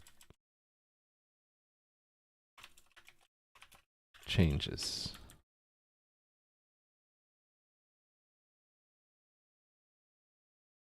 Yeah, I don't recommend in C++ using raw pointers. So that's sort of what I was getting at when I was suggesting move to C++ strings and vectors, because then you'll see you don't need to worry about memory management so much. It's handled for you. You won't need to be as careful. Well, you won't. It'll be harder to have bugs related to memory management. Let's just say that. So change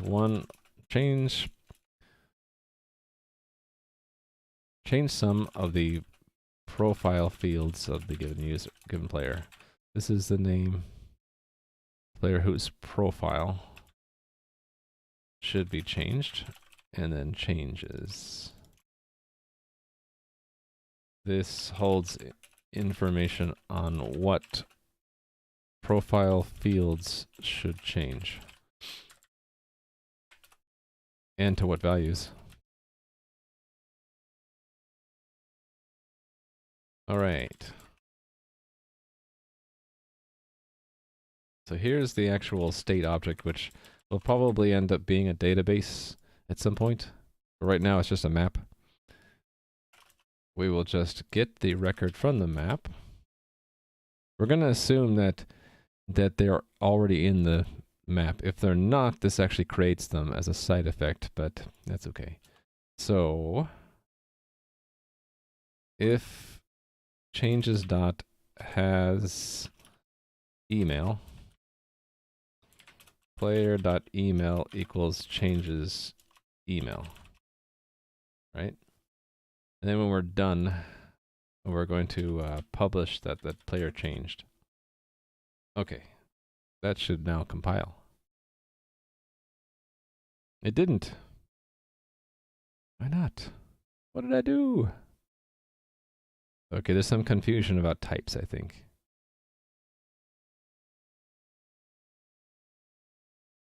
"53, 55 of this file."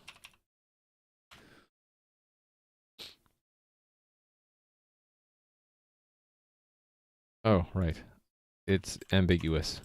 The type is ambiguous. So when I pick something out of my JSON class, it could be any type, so I need to give it a hint about what type to use. And what, it didn't like the type still, or is this something else? Oh, in a different plot. Okay, so it was in more than one spot.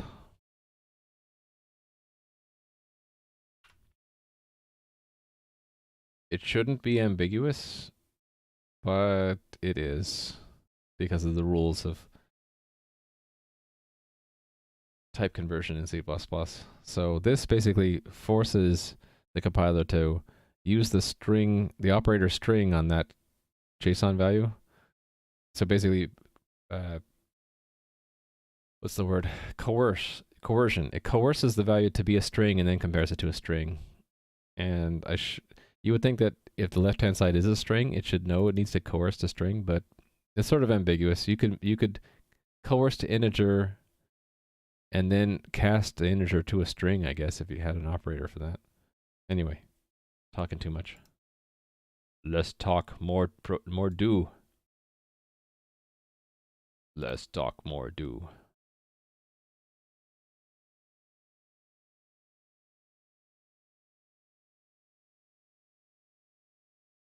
All right, well, the player test finished. Oh, we should test that the command gets executed though.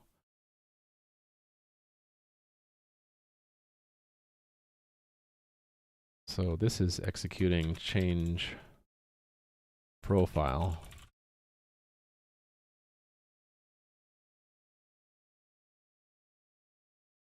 Alice, and changes is object email Alice. Oh, hold on. Alice is already in there in the framework, right? Actually, maybe not. I don't think I have an Alice. So I actually need to make an Alex first.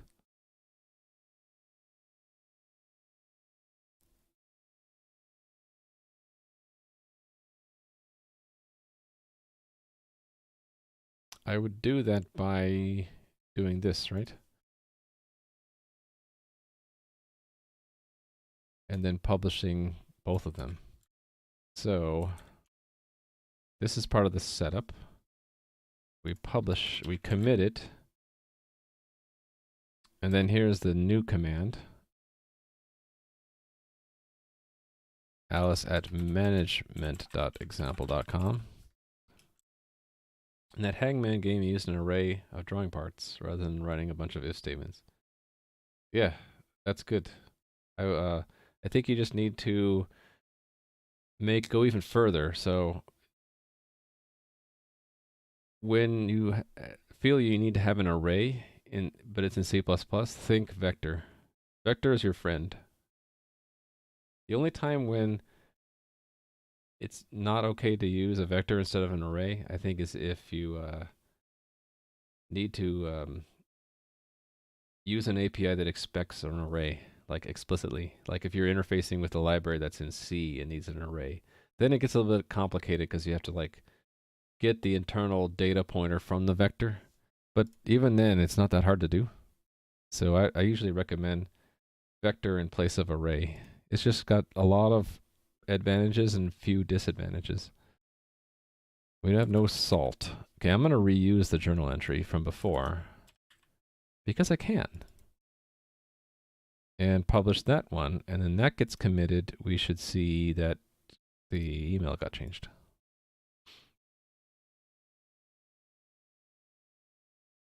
Email.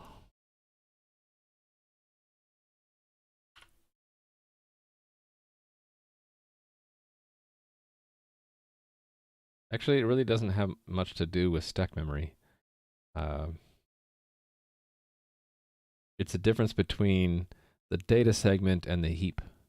So when you have an array that is, actually, I guess it depends. Maybe you did put it on the stack. I don't remember. Was it global? Was it a global array, or was it declared inside of a function, or was it static, or both? Anyway, yeah, it would move the memory from either the data segment or the stack to the heap. But really, that really doesn't matter so much, even for a large scale program. That's true. It will initialize memory on the heap. Yeah. The cost is very low, though, even in a large scale program. So I guess I'm just in the habit of doing that myself. I do tend to get nitpicky when I review code, so a lot of the comments I gave, you don't really need to. You just take it with a grain of salt, because I tend to get nitpicky. Okay, can we execute the command? No, we cannot, because I didn't actually implement it. So let's implement it. Executor.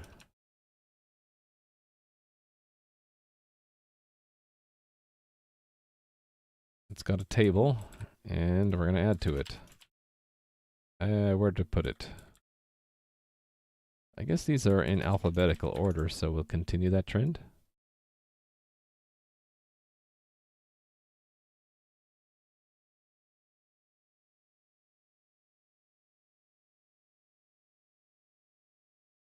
Execute the change profile command by updating the profile of the given player.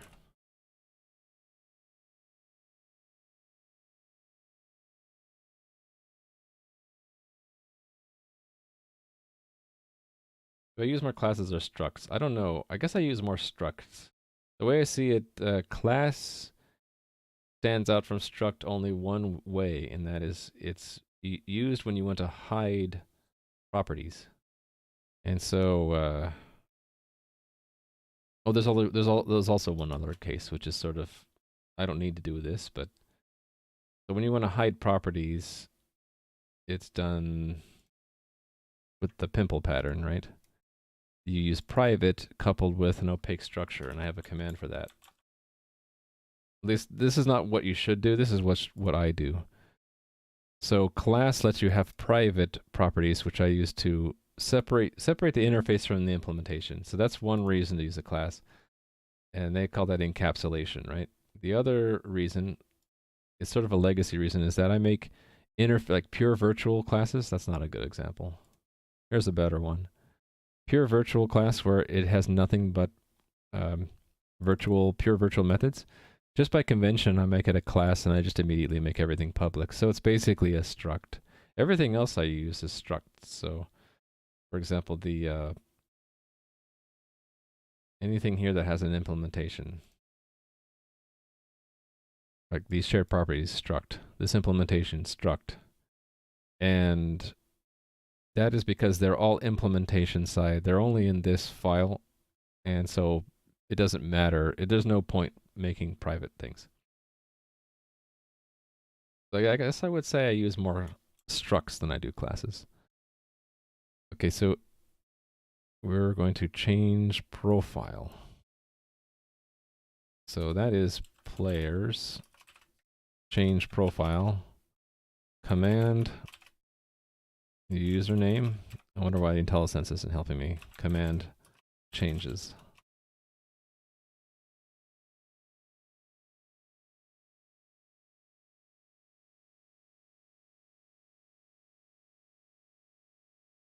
Wait a minute, what is it saying? Oh, it's not an arrow. It's a dot. There we go. It's happy now. This is a lag. That's lag. IntelliSense needs to catch up. It built, so we have no real problem. It's just lag. All right. Cool. Executor all passes now. So we're just down to coordinator.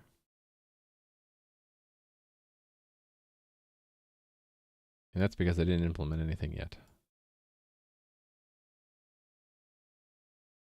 So the apply really comes up. Oh, we can do the hang up first. So did I close the coordinator? I think I did. There we go. So I still have bookmarks though.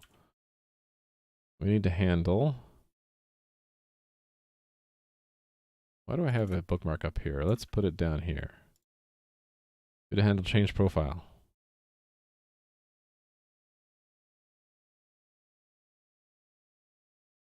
I should probably just sort these, shouldn't I? Let's sort everything.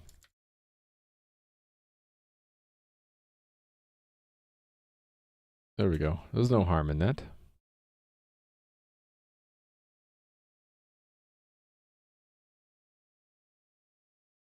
Okay, there we go. So change profile.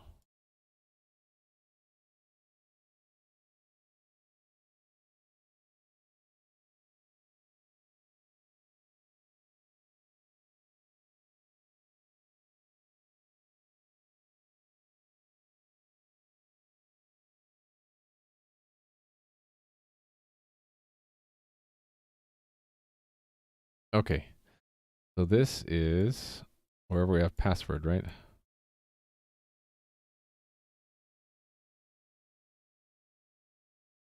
Yeah, so we're going to hang up on them if they're not logged in. If they're not registered, then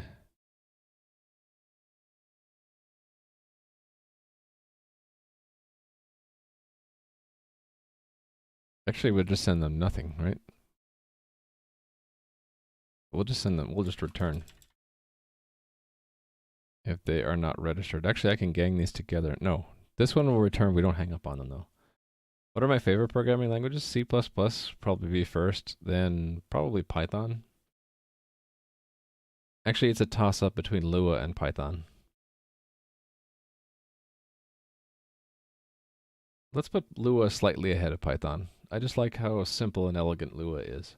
C++, Lua, then Python. Those are my favorites. And I'm going to be using them on my stream because they are my favorites. Okay, so we're going to look up the username for the player. We don't need to compute. We don't need to do a password check. We'll have this profile being changed. And so it's on change profile. We might as well just pull out the oh no, we'll leave it in there. I was gonna pull out the changes, but might as well leave the whole message there.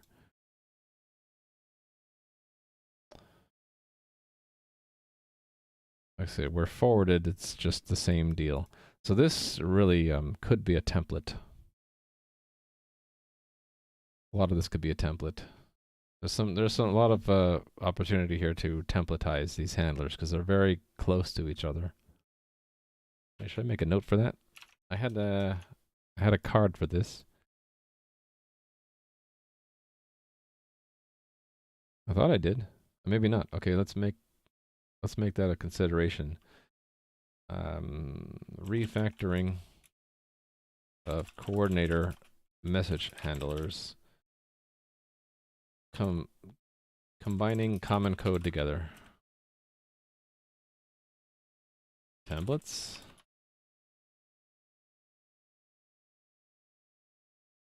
Special label for this, right? I made that I have to click show more twice to get to is testing / refactoring. Pink. Pink is the perfect refactoring color. All right. So I don't have a change profile. I don't have this flag either. That's in client record here. This flag indicates whether or not the player... See, here's where I might collapse all these flags together into an enum because I really don't want them to be changing multiple things in parallel. It really makes more sense to not let them make a change while one is in progress. Actually, that's another card. No, I had this debt, right? Yeah, this one. So, comment. We could also combine all the flags strings in client record. Since we'll only be making one change at a time. We'll only be allowing one change at a time. Actually, I'll just write it down. An alternative would be to have a queue, because they'll be applied to the log in sequence anyway. Oh, wait a minute, no, they won't be. They might not be, because the leader can if it's set in the follower, the leader's free to reorder things.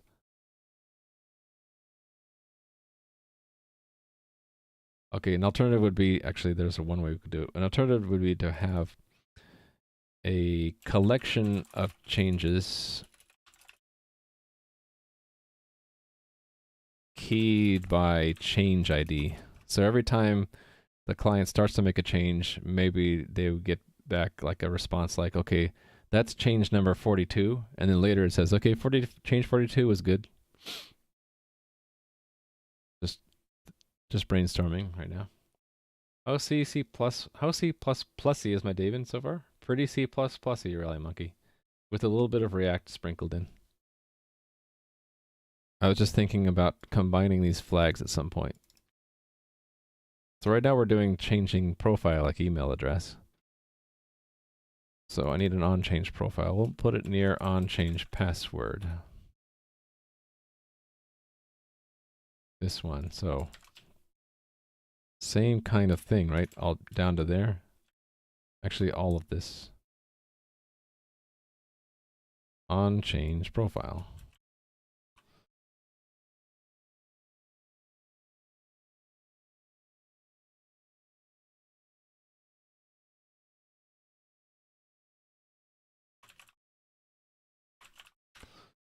All right, whose profile should be changed? Okay. So what do we do when we're changing the profile? If they're not registered, we ignore it. We look them up. We are going to make a new change profile command. It has changes in it, which we get from the message. We don't do this hashing. I think that's it. And then one more place I need to call it, right? onChange password.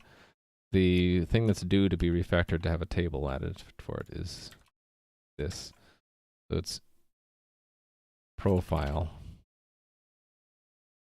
Okay. We might just be done with the backend. Famous last words. Let's see. Okay, we hang up on them if they're not logged in. Is it appended? No. Actually, it is, but the email didn't get stored.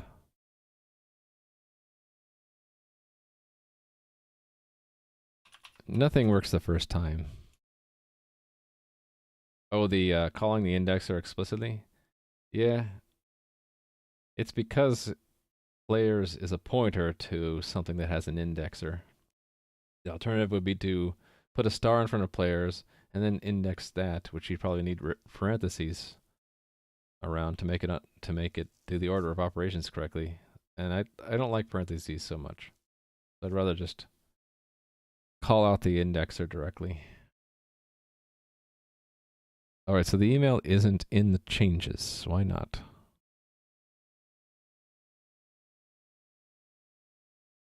Let's see. See what's in that command. What's in the command? Changes. It is a what? Null. The changes is null. That's not good. And where was that? Oops. How did we get there? Where is that command constructed? That is the code we just made, actually. This one. So let's see what happens. What happened here?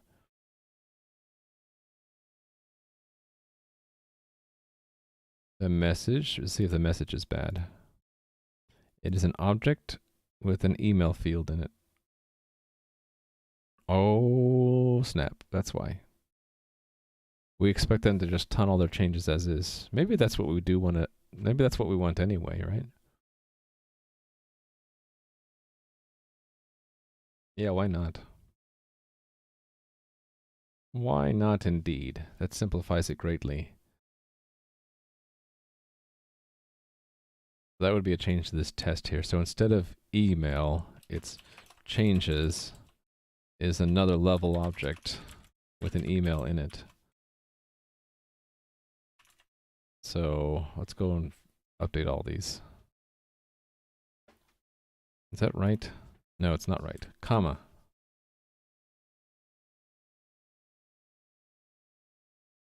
Okay.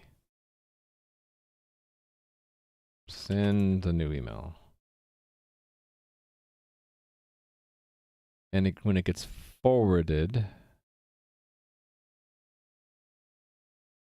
Oh, that I want separate, I think. Okay. Forwarded to leader. Put that there and here. Then which one is this? Forwarded from leader. Right, so here. Okay, good. Let's try it out.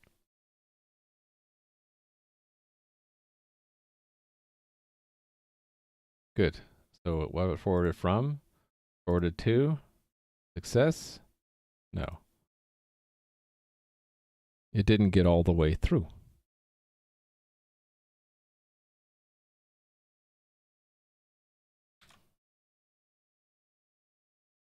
It just received the login. It didn't receive the profile change. Oh, right, because we never sent that. Right, so let's send that. That is in here when it's done sending. No, when it applies it, right? On players changed. So we need to check if profile was being changed. Now we'll send them the new profile. So we'll send them their entire profile, which right now consists of, it's a profile message and just their email. So that is player.email. That's all we have on them right now.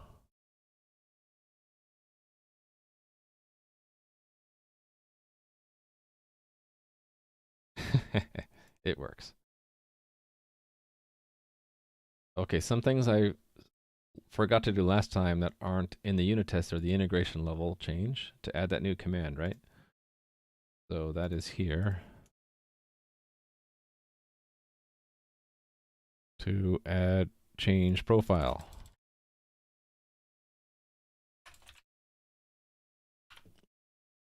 That was it, right? So the backend is done. I think the backend is done. So then, actually, I needed to test that, don't I? So update player profile screen to show email. Actually, there's a problem. We don't know what the profile is initially. So let me do two things. We'll first have a command to retrieve profile. Should these have a period or not? I think not. This one is the totally in the UI, so interface. This one, I'll do it this way, is a combination of interface and game state.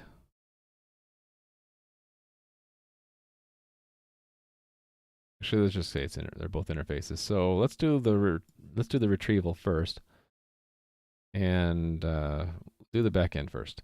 So this is a lot easier. There's no commands involved. It's just fetching. So the test is. Well, hold on. Let me check. I keep forgetting to check in the changes in the previous step. All of this was adding changing profile. Add ability to change a player's profile. Okay, now for near tests, which is getting humongous. It's going to have one more thing, which is fetch profile. So it's only going, let's, actually we need to have two of them. The other one is hang up on fetch profile from non-player. So the hang up one's probably the easier one. We'll do that one first. So, okay, we don't care about the entries. We just care that they've been hung up on. So this is fetch profile.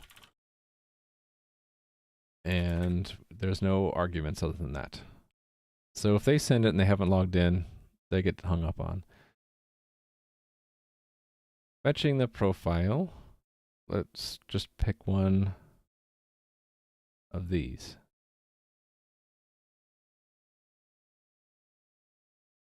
Because we need to establish an account. We're not going to change anything though. We're going to log in, and then we're going to just fetch profile. And what we expect, we won't expect this, we'll just expect a response back.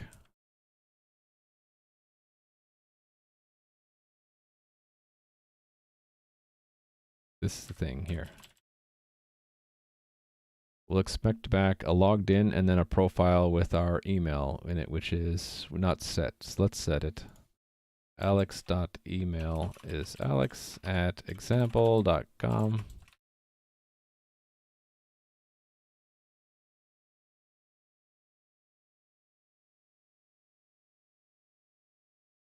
There we go.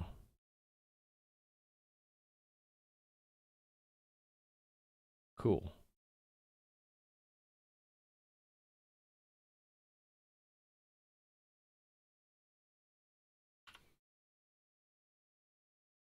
The test is complete.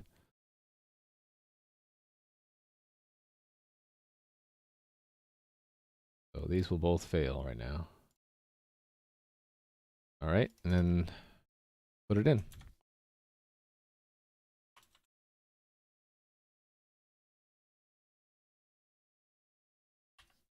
Okay, so where does it fit in? Fetch profile? This goes here, right? Fetch. Fetch, doggy. So change, so it's like change, only much simpler. We don't actually have to change game state. We're just sampling it.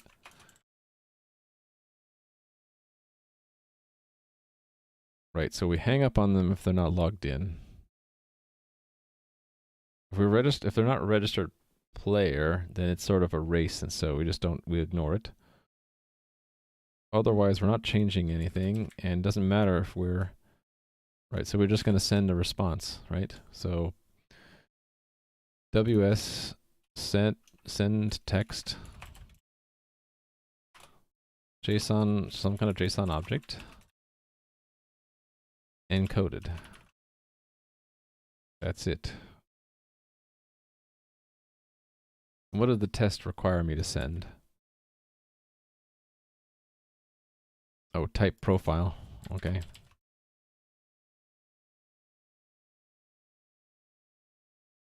this the right thing?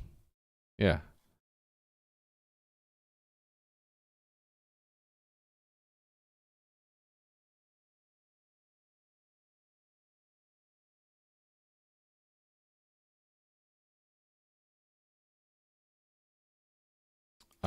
So we can, yeah. Hold on, what's this? Oh, I just copied that. So this is player.email. So this sending here is in two places now. I can consolidate, right?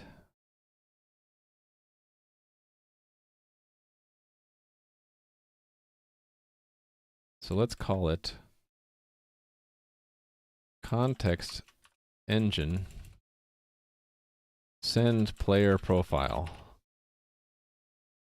And it will be given the WebSocket context and the player.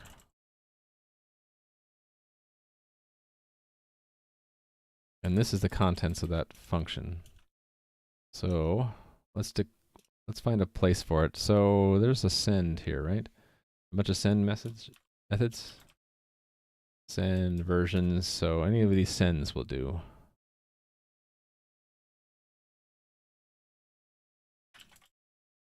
Send player profile. There's the body of it, and then we get a WebSocket, and then a player profile, player record, const. And let's declare that.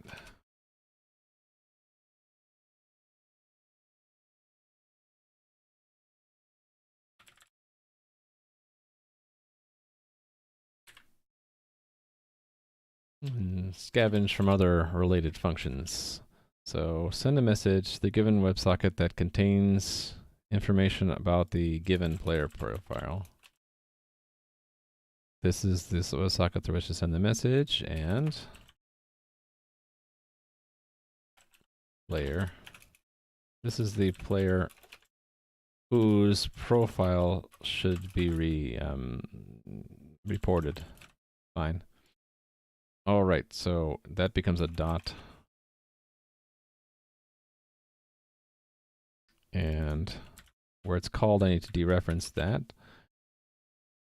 And then the other place where we do profile, I can now call it directly. Client.first dereferenced, and then player. There we go. Nice. That should pass my test, and now I have enough to actually fetch my email address out. Cool.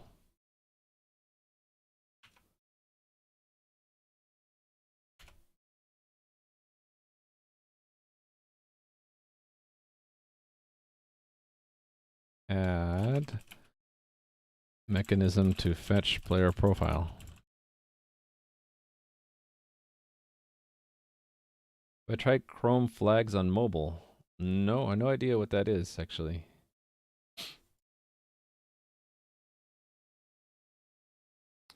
All right, so I'm done with the back-end stuff for now. So let's go back to front-end stuff. Yay. That was this one. So we're done with that. Now we're doing this one now. Update the player profile screen to show the email. And actually, there's another thing too. I wanted to... oh no, I already have changed email. So it should just show... I wanted to show the initial email and then allow us to change it. So let's go to the front end. Close all the things. Actually, let's update the cluster here. Stage serve. I've already forgotten what my password was. Was it let me in? I don't remember. Bad password. Was it Hunter2?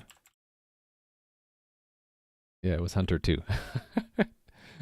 Okay, I think right here, this is the so-called profile screen. I think I'll just build it into that. So that is down here. Logged in. So this will be the profile screen. So let's make, I guess we'll just make a table like we have here with some buttons to change it. So change profile. So this will be on change profile.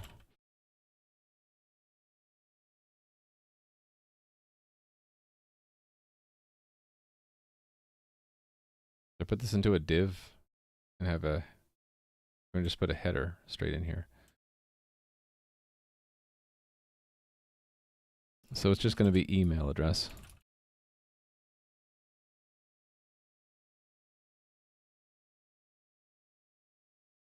On change email. Okay, so email, we don't know what it is at the first. Email, we don't know.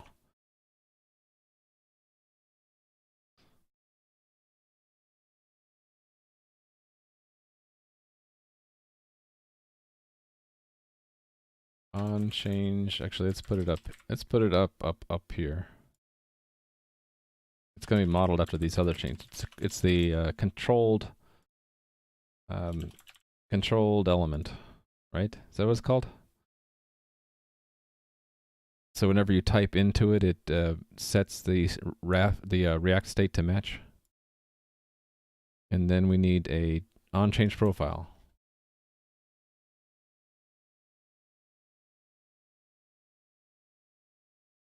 So we will just do changing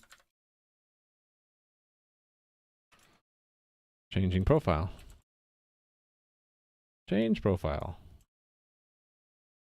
Changes.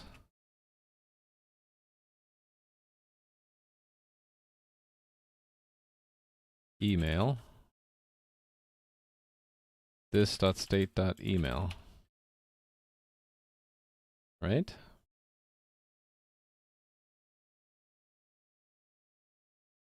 And then I need to handle the profile message when it comes back. So, profile. This is not in order. Now it's in order. On profile. Okay. Note, on profile. There, thank you very much. Equals message. Okay,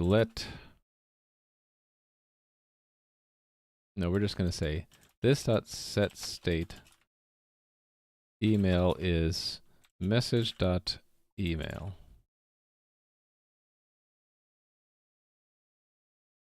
Any good watching my stream? Okay, see ya. Come back soon. So now I think the final thing we want to do is when we log in, we kind of want to see what our email was set to. So that will be when we're logged in, which happens where? Login status. Right, so if this is true, this is going to be a little bit more of an advanced thing.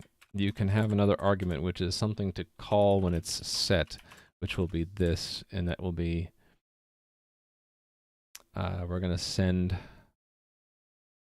a message. Actually, we need to be careful about this. Oh, we should only do it if we are still connected.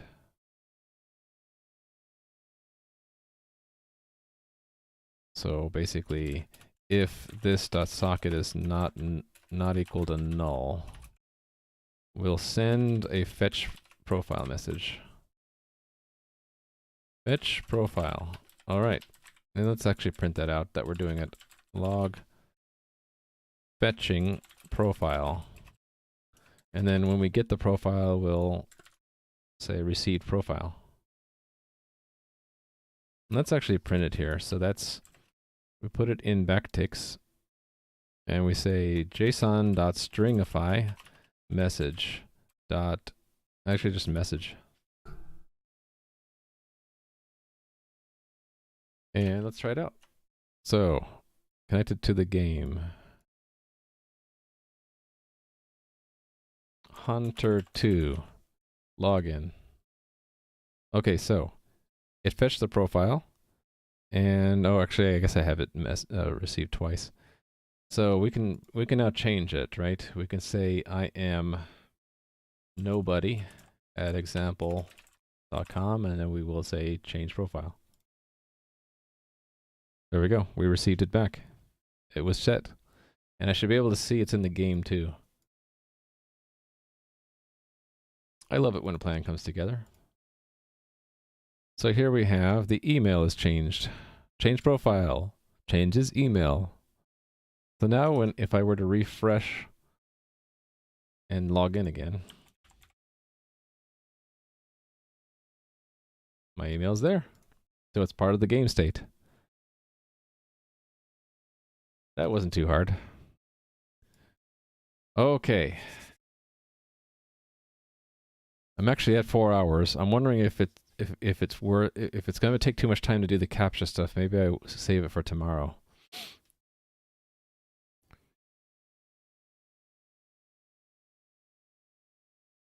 I think I will save it for tomorrow, actually. This is actually a really good stopping point for me. I'm sorry if you've been waiting to see the CAPTCHA stuff. We'll do the CAPTCHA stuff tomorrow. I mean, Monday. Tomorrow's a Saturday. And I hope I don't disappoint anyone by saying that. Yeah. So on Monday, what I'll do, I want to take a crack at this to see technically how difficult it is, and while I'm still researching whether or not this is really the smart thing to use Google's reCAPTCHA stuff to kind of gate the registration of new accounts so that they can't be scripted. So we'll be doing that Monday. This is actually a pretty good chunk of work. So we'll do work on CAPTCHA. We'll work on password, like rejecting bad passwords, and figure out what we're going to do about multiple attempts to log in with the wrong password. And then maybe a little bit of this mechanism. This not letting players use certain names. There's an aspect of moderation in this as well. Moderation. As in, you might pick a name and then a moderator might say, well, that name's not appropriate. And we want a mechanism to have moderators the ability to change a user's name, and I'll have to figure that out. So that's actually a pretty good chunk of work. So yeah, this will probably be what I do Monday. So I hope you guys all enjoy your weekend. I'll be back on Monday. My schedule is 10 a.m. to 2 p.m. Pacific. A moderator in this case would be someone who is like a super user of the game, like a moderator in chat, right? Who can review newly created accounts in the game, and then or respond to a name being flagged as inappropriate, that kind of thing. Oh, thank you for lurking, by the way. Yeah, I'm just wrapping up playing with scissors. So yeah, so I want to have a mechanism where I can mod people in the game so that they can respond to cues of things such as if someone's been flagged as saying something inappropriate or doing trolling in the game or picked a bad word for their character name, that they have some tools like changing a user's name to be not inappropriate or banning them or timing them out, that kind of thing. So that's what the moderation system is. So not letting users register certain names. I think I'm going to let them register anything within reason, but then I'll allow moderators to come in and change them if we need it to. So yeah, in the meantime, hope you guys enjoy your weekend. I tried to set up my plan for the next stream in advance, and actually this is pretty much the plan for the next stream. So expect to see these in my notebook as well. And I send an announcement like 15 minutes or so before I stream in my Discord, so you'll see an announcements post there. And that's about it. Let me go peek and see who's still streaming. I think Adam was planning to finish early today. Actually, he's on lunch. Does that imply he's coming back? We'll see. But he's at lunch now, so I can't raid him. Wendy's going. Maybe we should raid Wendy. Wait a minute, I didn't understand that. Why not audio nice for like hug or high of 5? Oh, words. Oh, censor? That's the point, is I don't want to auto censor. I think it's kind of pointless. Oh, so Adam's going for 2 more hours. He's on lunch break though. Let's see what Wendy's doing. He's streaming. Oh, he's playing a game. Okay. I kind of want to just raid another developer. Oh, Bother's going. Oh no, wait a minute. Irish John. He raided me last time. I kind of owe him a raid back. And my Twitch froze. Come on, Twitch. Wake up. Okay, I think he's still going. Let me get my dashboard back up. I lost my dashboard somehow.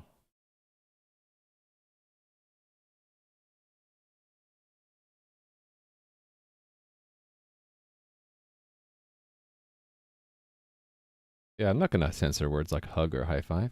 Son of a hug.